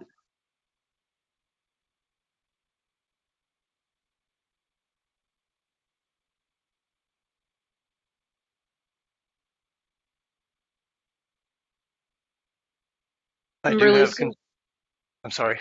Go ahead. Oh, no, go ahead. Go ahead.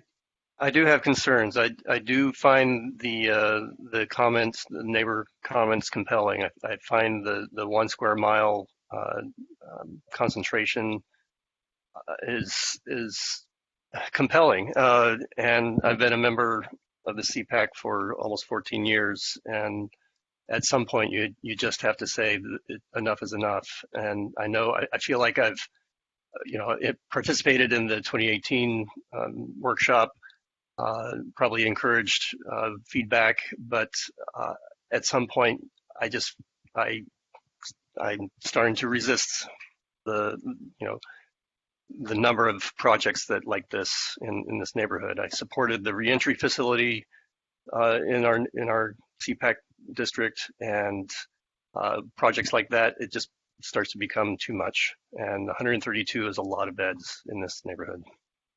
Just my feeling.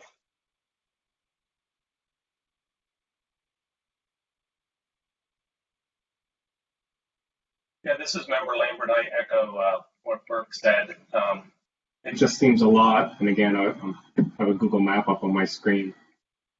And it is all residential around here. I mean, there's school, Christian Brothers over here, is that what I saw? And then Stockton Boulevard over on the east side. 3 blocks away or so.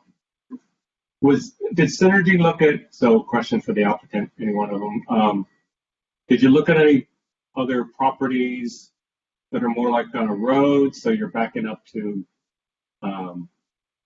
storage unit or like commercial or whatever they be zoned, other than smack dab recessed back into a neighborhood? I mean, just from my perspective, I've been with Synergy for a long time. We want our clients to live in a residential area. We want them to have community.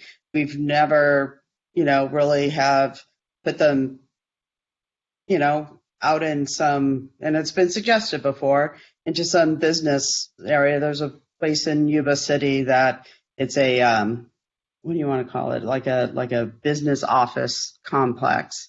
We want our clients in the community. We want them supported, just like if it was your family member. This particular boarding care, the person that owned it before was selling it.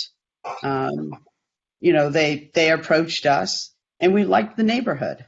We always have, and we've never been critical of it. We've tried to improve it. I don't think our clients have, gone out there and done anything. I know it's hard to distinguish our clients versus maybe some other clients, and I get that. But frankly, we want our clients to have the ability to live in a community like everybody else. So there wasn't anything that we were out there looking for as far as a commercial building per se.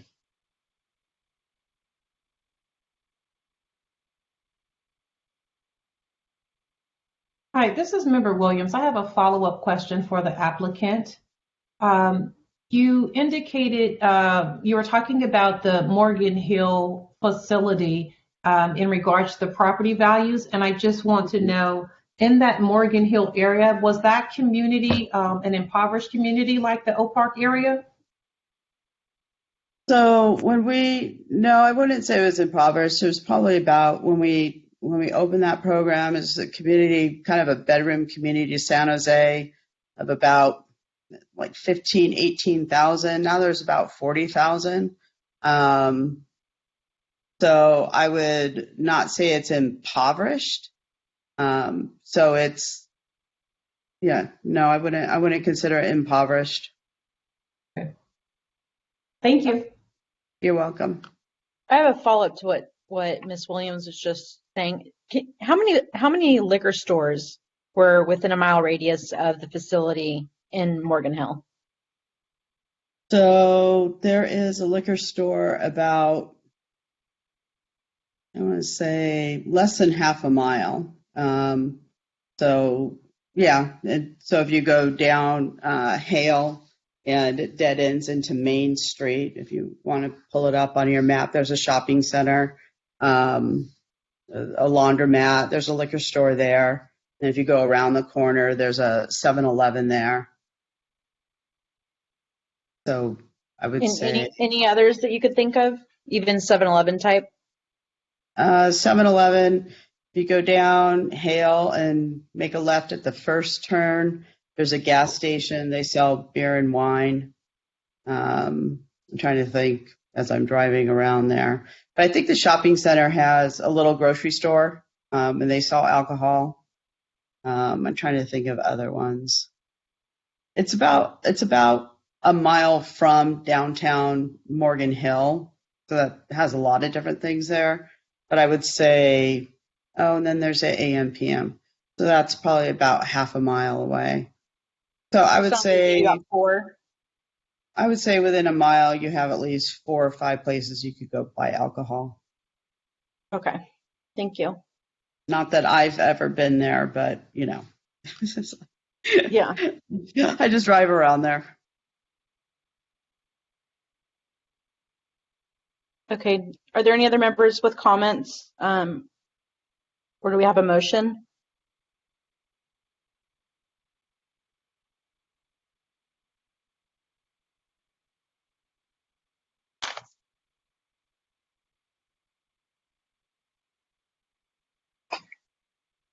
This is Member Lambert. I make a motion that we deny the request.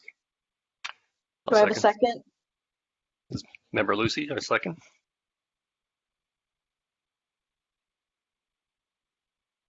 And I'll go ahead and take the roll call vote. Lambert?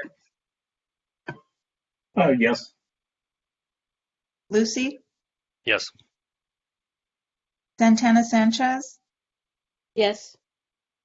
Williams? Yes. And Jaramillo? Yes. Okay, and the motion carries with Member Muniff being absent.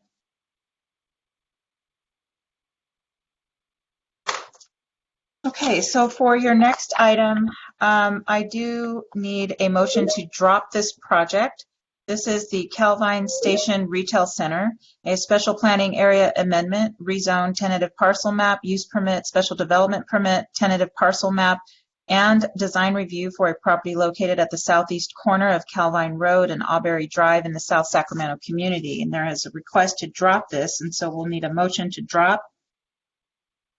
Hi, Flo. This is Jessie, the lead planner for item 1. Could I get a clarification on the vote for item 1 before we go to item 2? Just wanted to ask the CPAC if they were going to go for an auto appeal if the decision body for this project, the Planning Commission, approves this this project.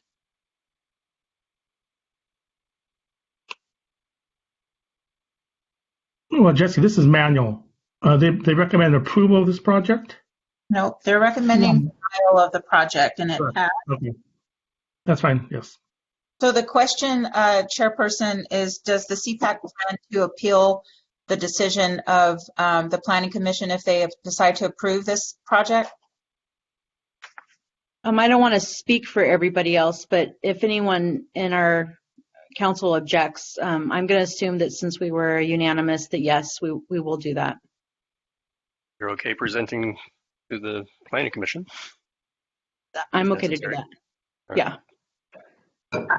I'm sorry. This is Principal Planner Chris Bahuli. I just wanted to kind of hop in really quickly on this topic and just let the CPAC know that you wouldn't be asked to attend the Planning Commission meeting, although you could. If the item is appealed, if the item is approved by the Planning Commission, then you would be required to file, one member would be required to file that appeal with the clerk of the board's office within 10 days of the action, and we would let you know about the action. And then you would be representing the appellant at the Board of Supervisors at that hearing and representing, again, the appellant's position on that item. So just to be clear what the decision is about whether or not you want to pursue an appeal should the Planning Commission approve the item. Mr. Pahui, we would be, as the council, we would be the appellant, right? That is correct. In fact, we just had a CPAC appeal at the Board of Supervisors yesterday.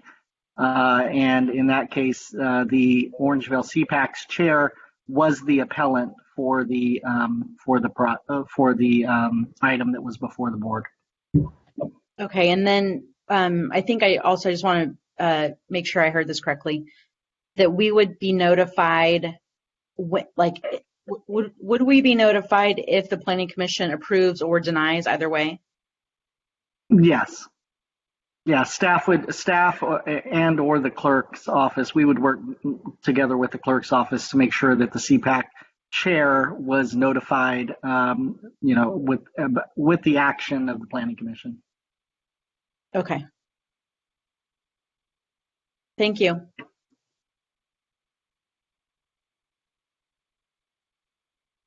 Does your answer still stand? I just want to make sure I have a clear record. Did you say yes?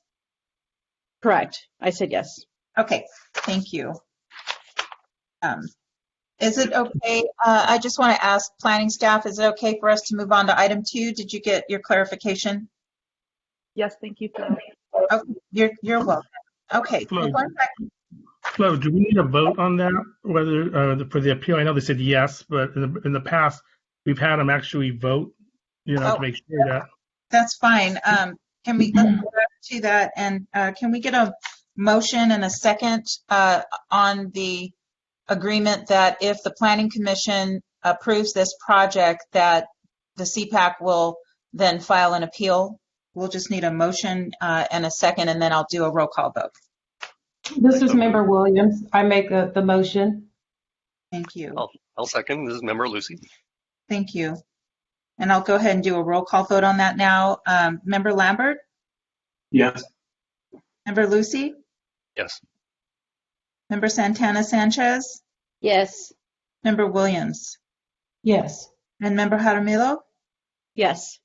And so the motion carries with Member Muniff being absent. Okay. Now we can go to item 2. And I already read this into the record, so I won't do it again, but we do need a motion to drop this item, please.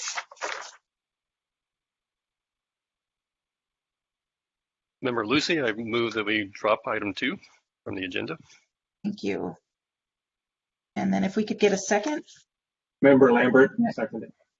And I'll go ahead and do a roll call vote. Member Lambert? Yes. Member Lucy? Yes. Santana Sanchez? Yes. Williams? Yes. And Member Jaramillo? Yes. Okay, and the motion carries with Member Muniff showing that he's or she is absent. I'm so sorry for butchering that. Okay. This is Member Lambert. Do we get an explanation why it was dropped? The applicant didn't want to proceed, or? I'll let the planning staff go ahead and answer that, please. Sure. This is Manny Higgins, Senior Planner. Yeah. No. What it was the project is still moving forward. Hopefully, it went to the DRAC. The DRAC gave some comments on how they thought it could be improved. So the applicant is taking that those heart to heart, and they're looking at doing some modifications to the project before it can go back to the DRAC and to you coming before you. So it's not a dead project. It's just one that right now we don't know when that's going to be. So they decided just to drop it from the agenda since we can't get a date forward, exact date back to you. So the hard copy application material that we got, we can toss because they're revising it. We'll get new stuff. Correct. Okay. Thank you.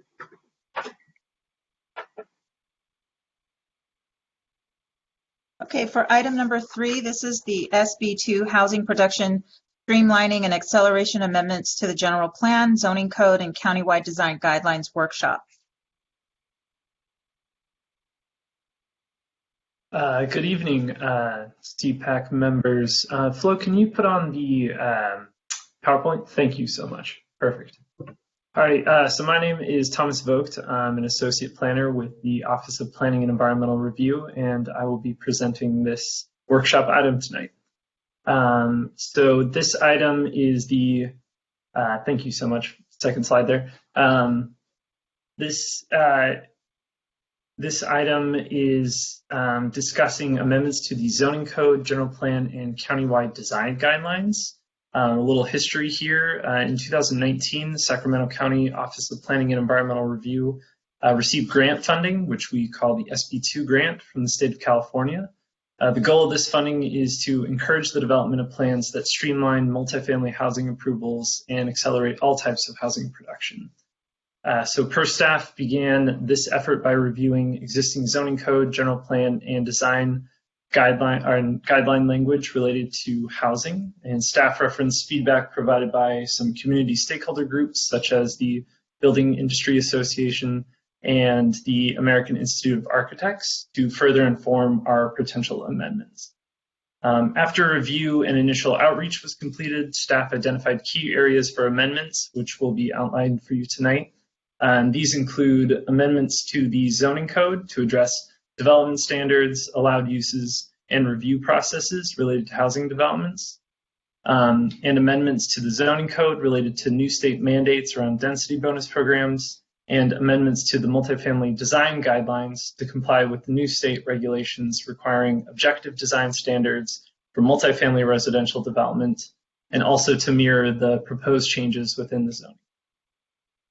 The exact specific language for each amendment is still being worked on, but at the end of this presentation, we're hoping to have a discussion with CPAC about the amendment areas I just mentioned, as well as any recommendations for specific changes or concerns that you may have. The intent is to have the full amendment language brought before the Planning Commission for a workshop and public review in late July.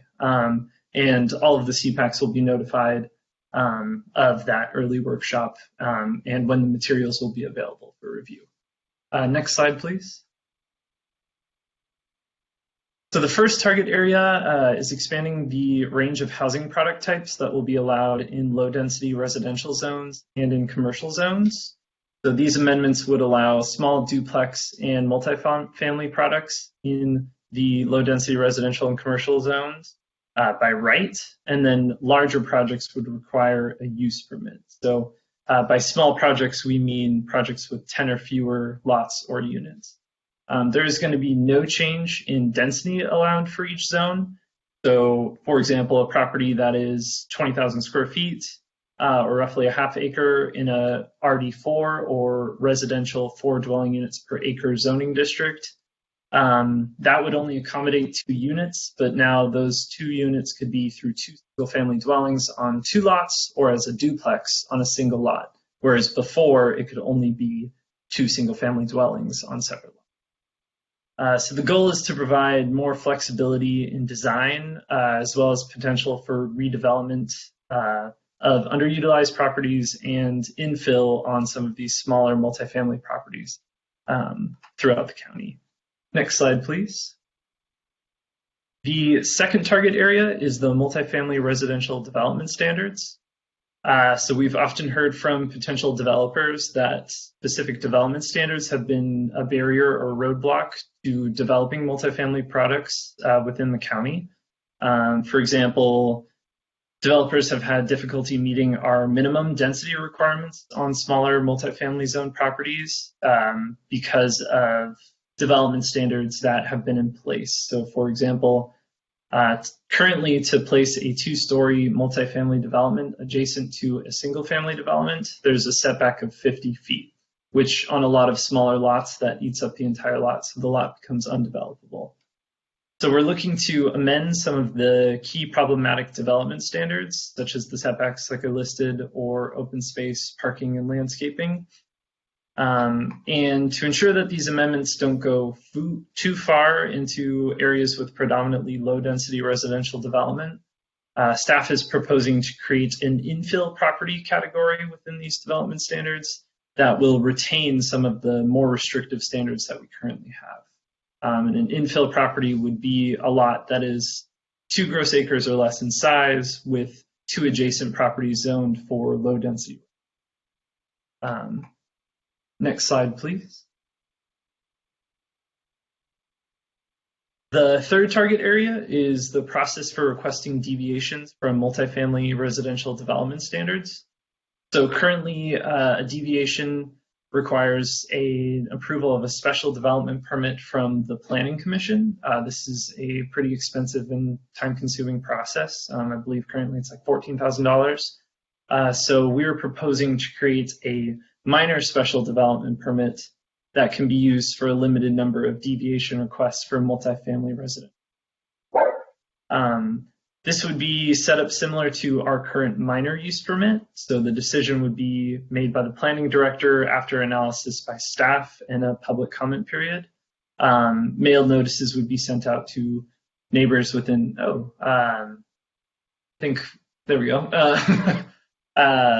sent to members within 300 feet of the project. There would be no CPAC review for the minor special development permit, but it would be appealable to the Board of Zoning Appeals and also subject to CEQA review. We're currently still figuring out the exact extent of the deviations that could be requested through the minor special development permit. But also as part of our changes, we are looking to move the hearing authority for other special development permits from the Planning Commission down to the zoning administrator. So again, that will be achieving our goal of reducing cost and time for housing projects. Next slide, please. A fourth area of targeted amendments is zoning code language related to density bonus programs. So this is an area that's unrelated to the other amendment areas I was discussing because it only pertains to multifamily residential projects that have regulatory agreements to serve certain target populations. So like you can see on the screen, these density bonus programs would affect projects that are tied to housing for foster youth or disabled veterans or low-income housing, college students. So this density bonus program does not apply to market rate units that are not in this regulatory agreement to serve a target population. State laws have changed pretty radically since we drafted this portion of our code, so we are amending our code to be consistent and compliant with state law. Next slide, please.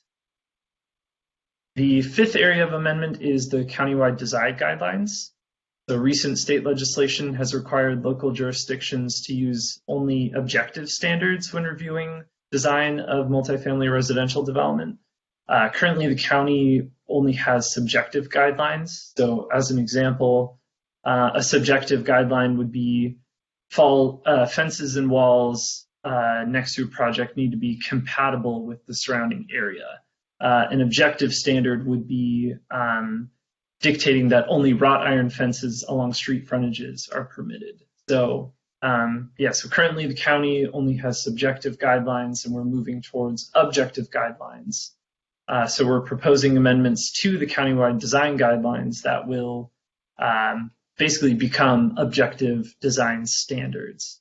Many of these design standards would be drafted from existing design guidelines, so we'd just be reforming them to basically fit this objective test that they need to fit.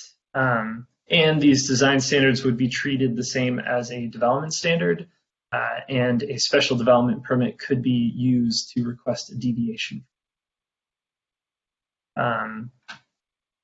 Next slide, please.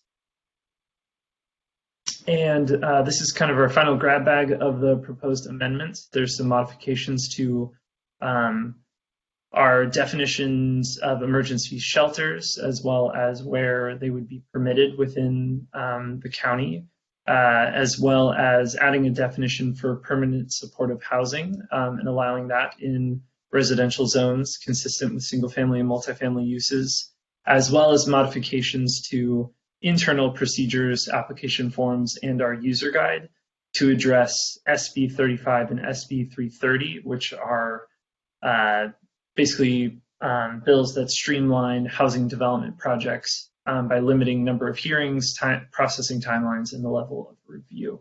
And again, this is all changes that will make our zoning code more compliant with the state and language provided by this. Next slide, please. So where we are now is in this process, we are currently holding workshops with all of the 14 CPACs, and that will be from May through June.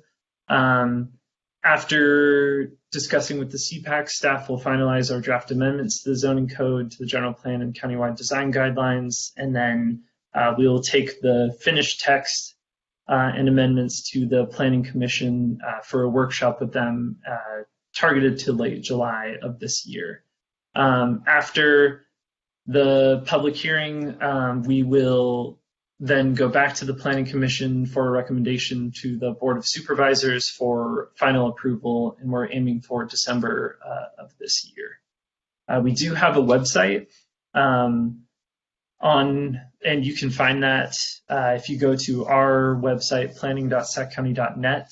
We have a little what's new section in the bottom right hand of the website, and you can click a link for SB2 housing production streamlining and acceleration, and you can find updates on what we're working on and what stage we are in the process. And if you have any comments either now or later, you can send those to Jessica Brandt. Her email is on the screen there, and then her email and my email are also on the web. Next slide, please. So staff is hoping to have a discussion with the CPAC about the target amendment areas that we listed, and if there are any recommendations for specific changes or concerns that you may have. And I'd be happy to revisit any of the previous slides or topics as well. Thank you.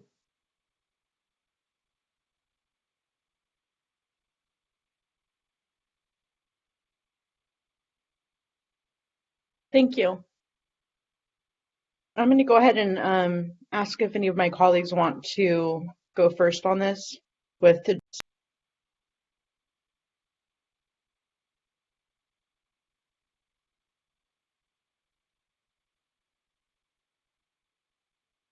do any of you want to revisit slides? This is Member Lucy. I do have a question or two. Thomas, can you flesh out the 35 to 80% density bonus, what that means exactly? Absolutely, yeah. So I will provide as much information as I can, but there is another staff member who is much more knowledgeable in this matter, and so I would recommend that you reach out to her as well.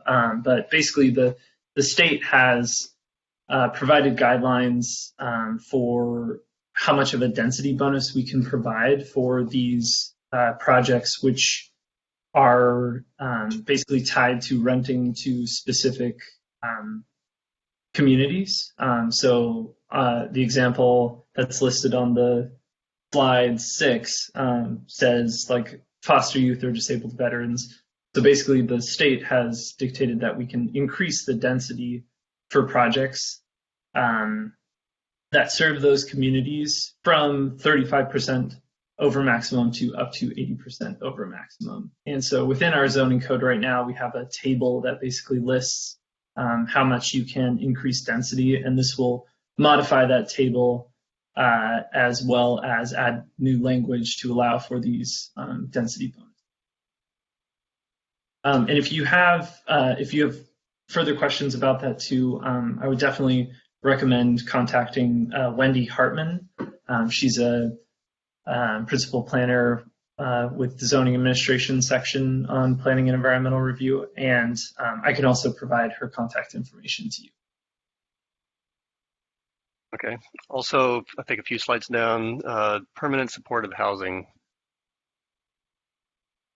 There. Oh, we'll go back. Yes. Yeah. So, oh, sorry. What was your question on that?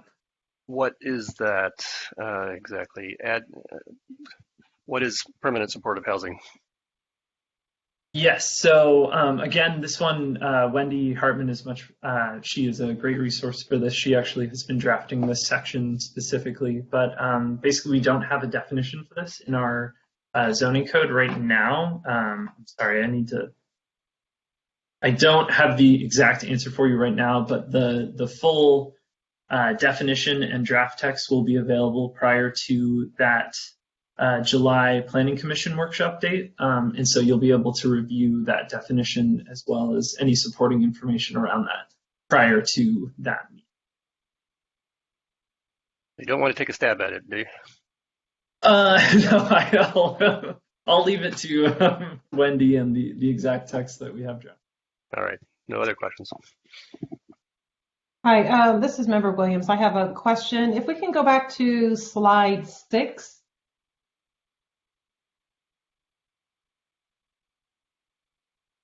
If you could just speak a little bit to the bullet, the rental project affordability increase from 30 to 55 years. Can you explain that?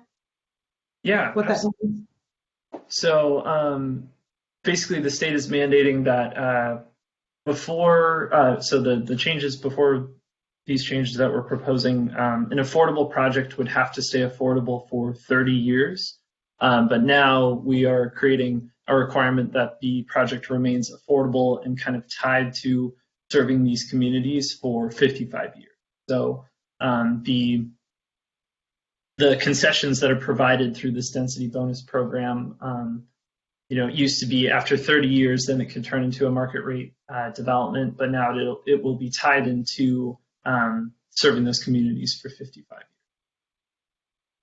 Okay, and another question. So these projects that will come will this be the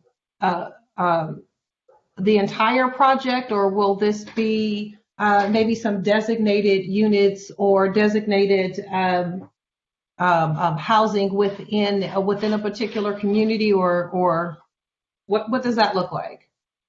It's my understanding that this would be any unit that is affordable and basically tied into these service agreements for these populations. So it could be part of a market rate development, but any community or any part of the project that is tied in as affordable and taking advantage of this density bonus program will be subject to what's listed on the screen, basically.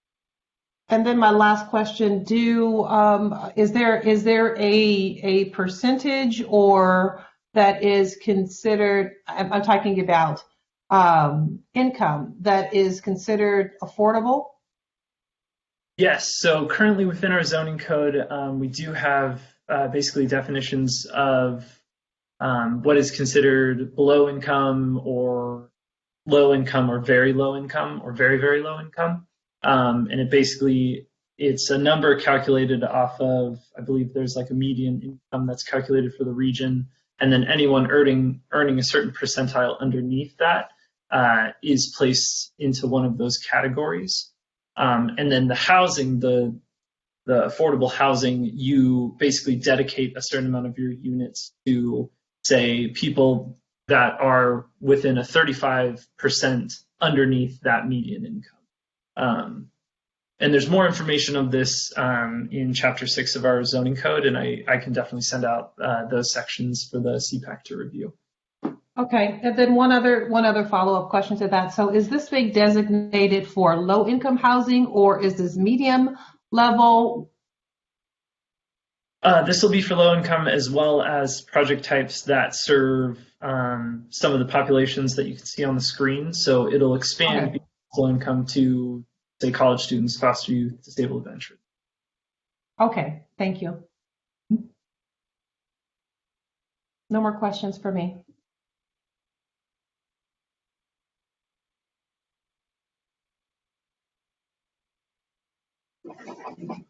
This is Member Lambert. Could you go back to slide 4? So Thomas, could you explain this? I heard you say something about 50 feet, and then I was reading this as you're going by, and it says, example, front yard reduced from 25 to 20. But, and then this creation of an infill property category. An infill is 2 acres or less with 2 adjacent properties. So what's the intention with this amendment? So let's say you've got a neighborhood has everything developed around it that's already 10 or lower in low density, but then you have this 2-acre property that's empty. What are you saying now that can go in that infill property? Yeah, so an apartment building with 20 units or what?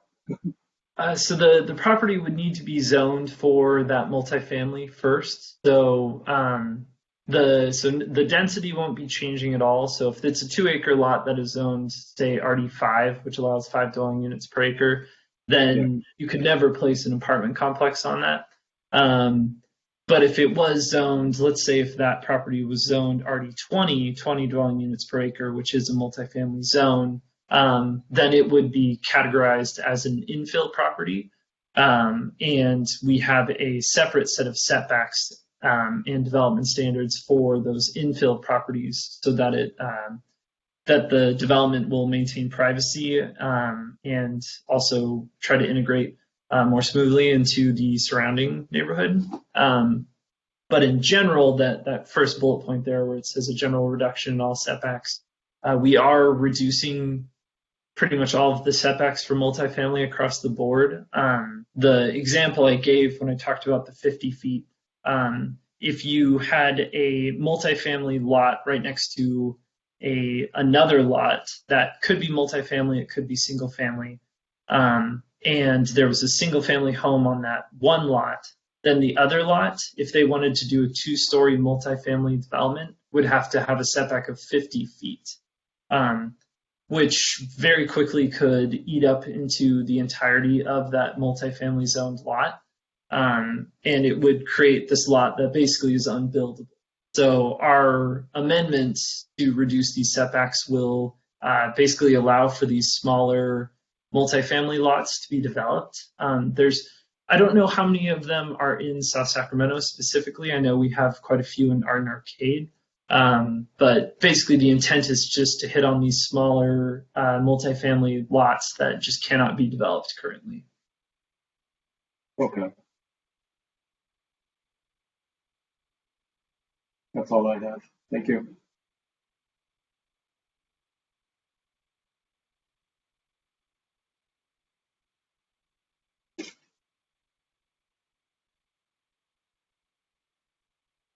Okay, if no one else has any other comments.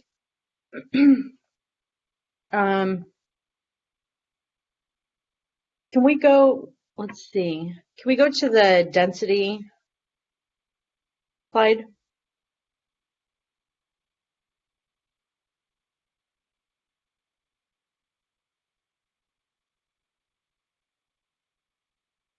So one of the things about the density bonus program, and I've always wondered this, and I don't know if you guys have done this or not, but have projects that use the density bonus get surveyed at all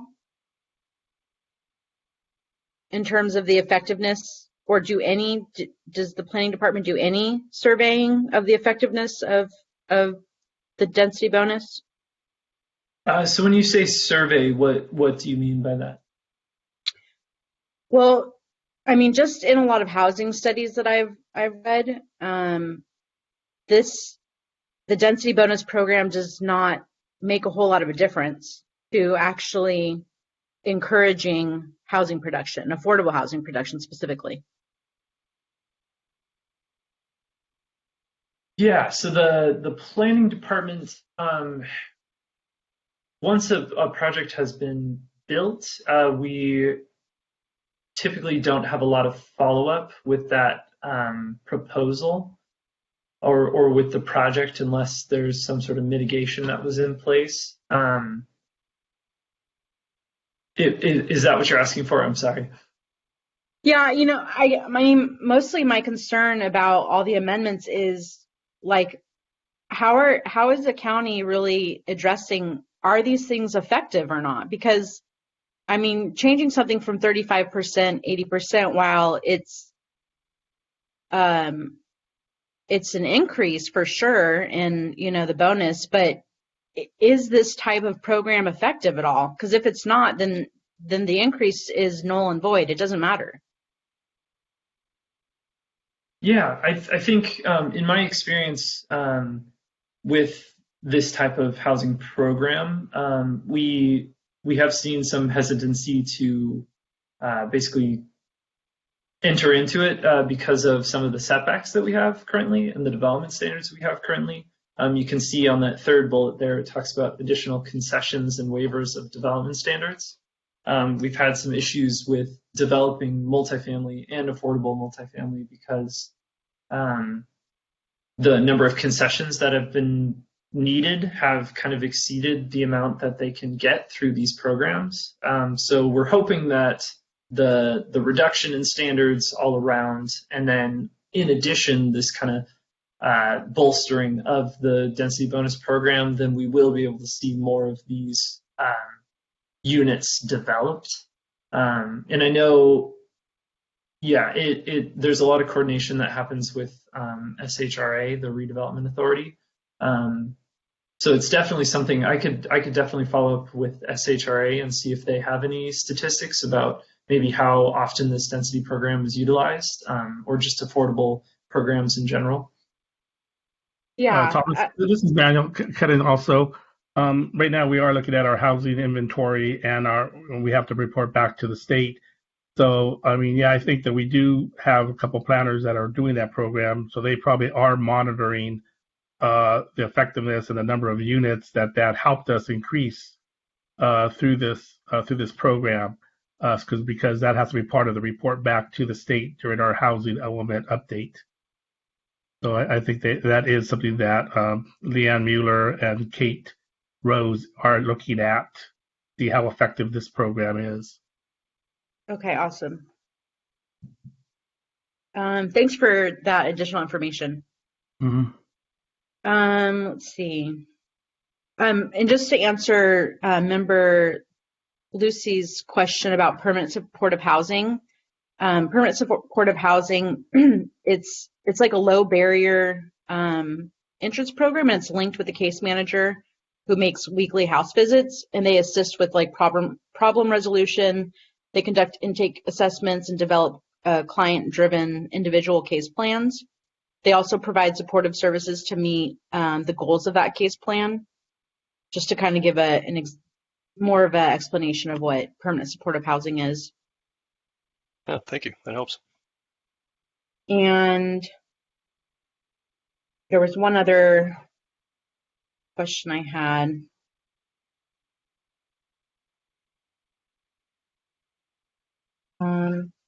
I guess this I don't think is addressed at all in the amendments, but does the county do any, so in any volunteer and community work that I've done between the city and the county, what I've noticed is that both city and county have their main affordable housing developers, so Mutual Housing, Mercy, Jamboree, I think might be another one. But does the county or do you guys go outside of that and do any engagement effort to get affordable housing developers into doing projects? Or do you guys just like let people come and give you, I know you guys put out RFPs. I'm aware of that whole process, but you know, there are like a ton of affordable housing developers. And so how does that engagement process work? Yeah, so unfortunately, I don't have a huge amount of experience in that. Kind of like Manuel mentioned, our housing element team, as well as some of our current planners, definitely have talked with a lot of these low-income developers. So unfortunately, I'm not super aware of what that process is, but I could definitely talk to. Well, I can fill in, Thomas. Sweet. Sure. Yeah, we do get approached by all those organizations, and having Chris Bahuli, who his prior experience was the assistant director at SHRA.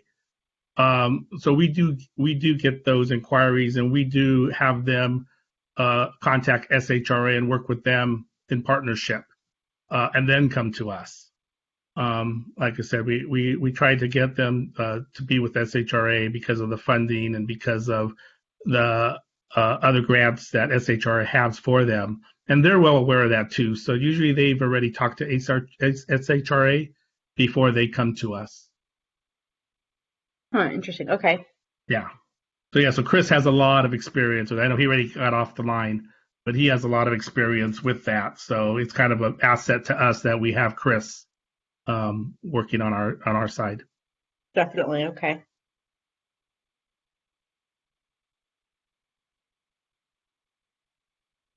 Those are all my questions and comments right now.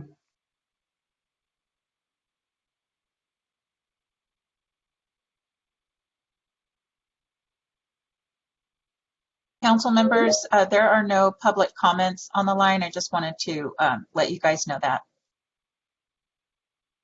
Thank you.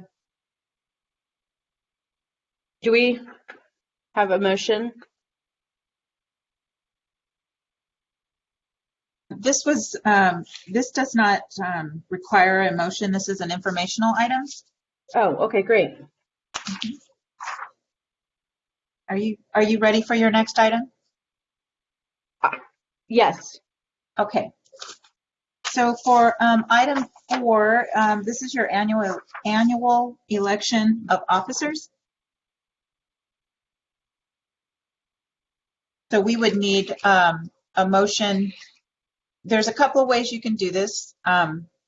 You guys can discuss who you want to recommend or nominate to be the chair and the vice chair. And if you have an agreement in your discussion, you could make one motion to include the chair and the vice chair, or you can do separate motions, one for the chair and one for the vice chair.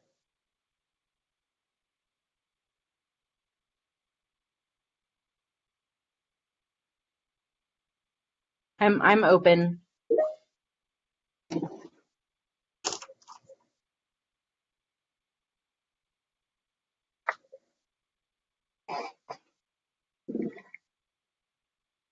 How Do do we our want- chair and vice chair feel about continuing in their current roles?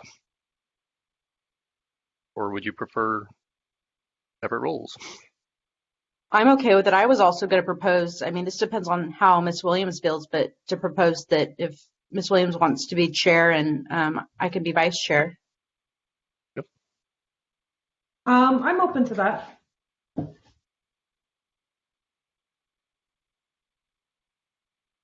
Do we have any objections? Citizen Member Lambert, sounds good to me. Sounds good to me. Member Lucy. Santana Sanchez, no objections.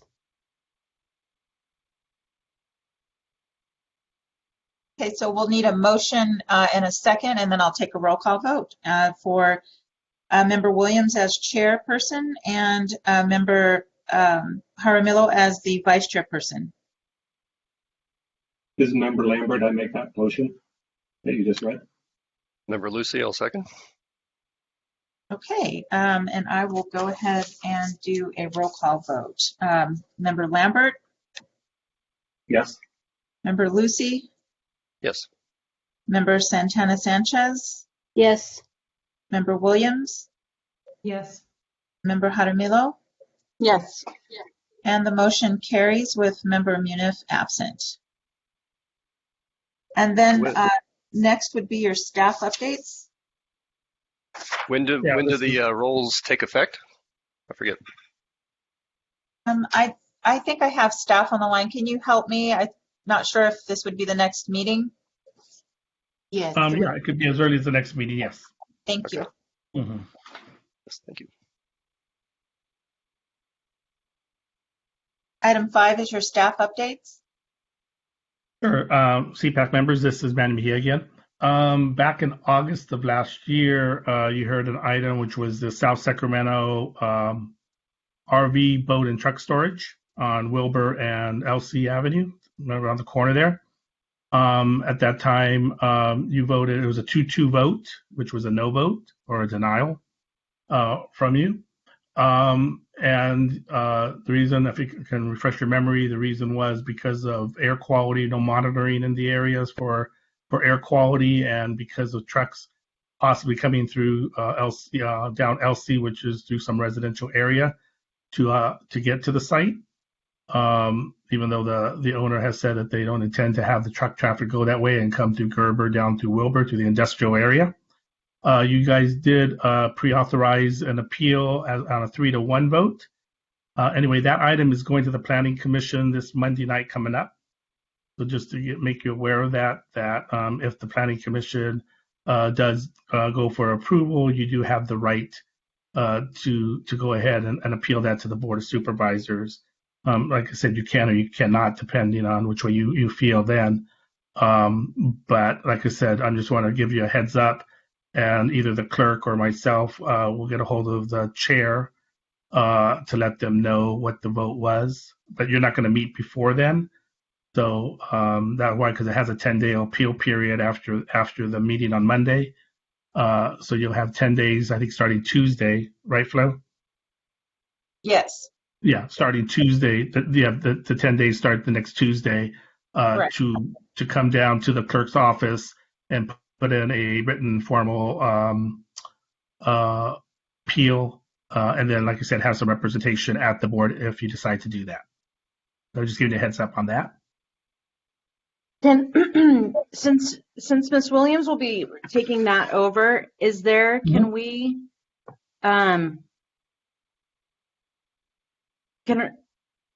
if she needs any help, assistance, would she go to planning staff?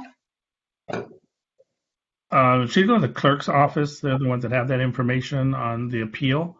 Okay. And like I said, and any member of the council can represent you at the board. It doesn't have to be the chair. Correct. Oh, okay. And then there's a form, right? There's a form that we have to fill out. Yes, and so I do want to let the council know that if it does come down to that point, we'll notify you. We will work with the planning department and make sure that you have received communication about the outcome of the decision of the planning commission, and we will work with you at that time if you decide to file an appeal. We'll make sure that you have all the documents that you need and that it's filed timely. Thank you. Thank you. Mm-hmm. That's about all I have for you. And so then we are now at the council member comments. That's item number 6.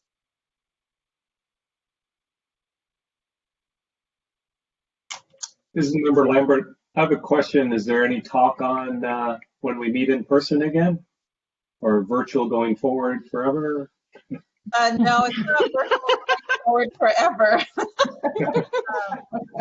It's funny. It was hard to do it initially, but it has become convenient. I will say that, and so I kind of have mixed feelings about it. But I will tell you that the Board of Supervisors will be going into their reopening for public comments, in-person public comments on June 8th. And we need to work through that. We have several hearings immediately following the June 8th board meeting. We have 3 days of budget hearing, and then we also have another meeting or two the following week after that. And so we're going to be working through that, trying to get that underway in terms of just working out the kinks. Anytime you go back into anything new or try something different, there's a few kinks that you can't really anticipate. And so what the county executive has agreed and also announced in open session with the Board of Supervisors is that we're looking at more like July before we'll be able to have a plan rolled out for our boards and commissions. That includes the community planning advisory councils. There's a lot of challenges to that in terms of making sure that we have appropriate staff to manage some of the PPE requirements and just ensuring that everybody is safe, and that for folks who might not feel comfortable being in person, that includes board members, any commission members, council members who may not feel comfortable being in public yet or with other members of the public. We have to still ensure that there's a way for folks to participate virtually. So we would have some hybrid format. But we'll keep you posted on that. We'll work really closely with the planning staff to ensure that you guys have ample communication in advance. And just if you could bear with us with a little more patience just to get through the month of June, I would greatly appreciate that. And if you have feedback, you can send me an email directly to let me know. I would appreciate it. Okay. Go ahead, Will. I just have a question just on this Blue Jean format. Are we supposed to be able to see those individuals speaking if they have their cameras on? I've only been able to see you the entire meeting, so I didn't know if that was. We're the only ones with our cameras on. Oh, okay. Okay, yeah. Got it. Yeah. I was looking for something. I'm thinking, okay, maybe I'm not doing this right. Okay, we're the only ones with the cameras on. Oh, okay, there we go. All right, so it does. I'm manually here. I'm the planner, so. And he just turned his on, and another person just turned theirs on. So we leave that optional to everyone. It's not a mandated requirement. I like to put mine on because it's just a little more personal when you do that. But we leave that optional. Okay. I just wanted to make sure that I was that I was working the platform correctly. Yes, ma'am, you are. Okay, thank you. Any other questions? Thanks, Flo. You did a wonderful job. Thank you. Yeah, great job. And then your final would be public comments. And to my knowledge, we don't have any off-agenda public comments at this time. And I'll just double check one more time. No off-agenda public comment. Okay. And so those are all of your agenda items. Thank you. And thank you to all the planning staff. I'll pass that along to them. Yeah, most of them have gone off, but I will pass that on to them. Yeah, thank you. Yeah, they all bailed, just left you, Mel. Just to let you know, I will be retiring this summer, so I might not have too many more meetings with you. Aw. Yeah. It's coming soon. Wow, that is. Summer's coming soon. Jeez. Yeah. 38 and a half years. 38 and a half years, so it's been a while. Wow. So my next opportunity to see you will be if that Calvine station gets built in some time in the future. Yes. It's an interesting project to before you guys, but yes, we'll see. Well, we don't see you. Have a happy retirement. Sure, thank you. Yeah, congratulations. And thank you for your service. Yes, thank you. Yeah. Definitely. Thank you for your service and your patience. Like I said, and your knowledge. Right. Yes. Yeah. Do I have a motion to adjourn? Member Lucy, I move we adjourn. Member Williams, I second that. And we don't need to take a roll call vote. All those in favor? Aye. Aye. Anyone opposed? Good night. All right. Right. All right. Good night, everyone. Good night.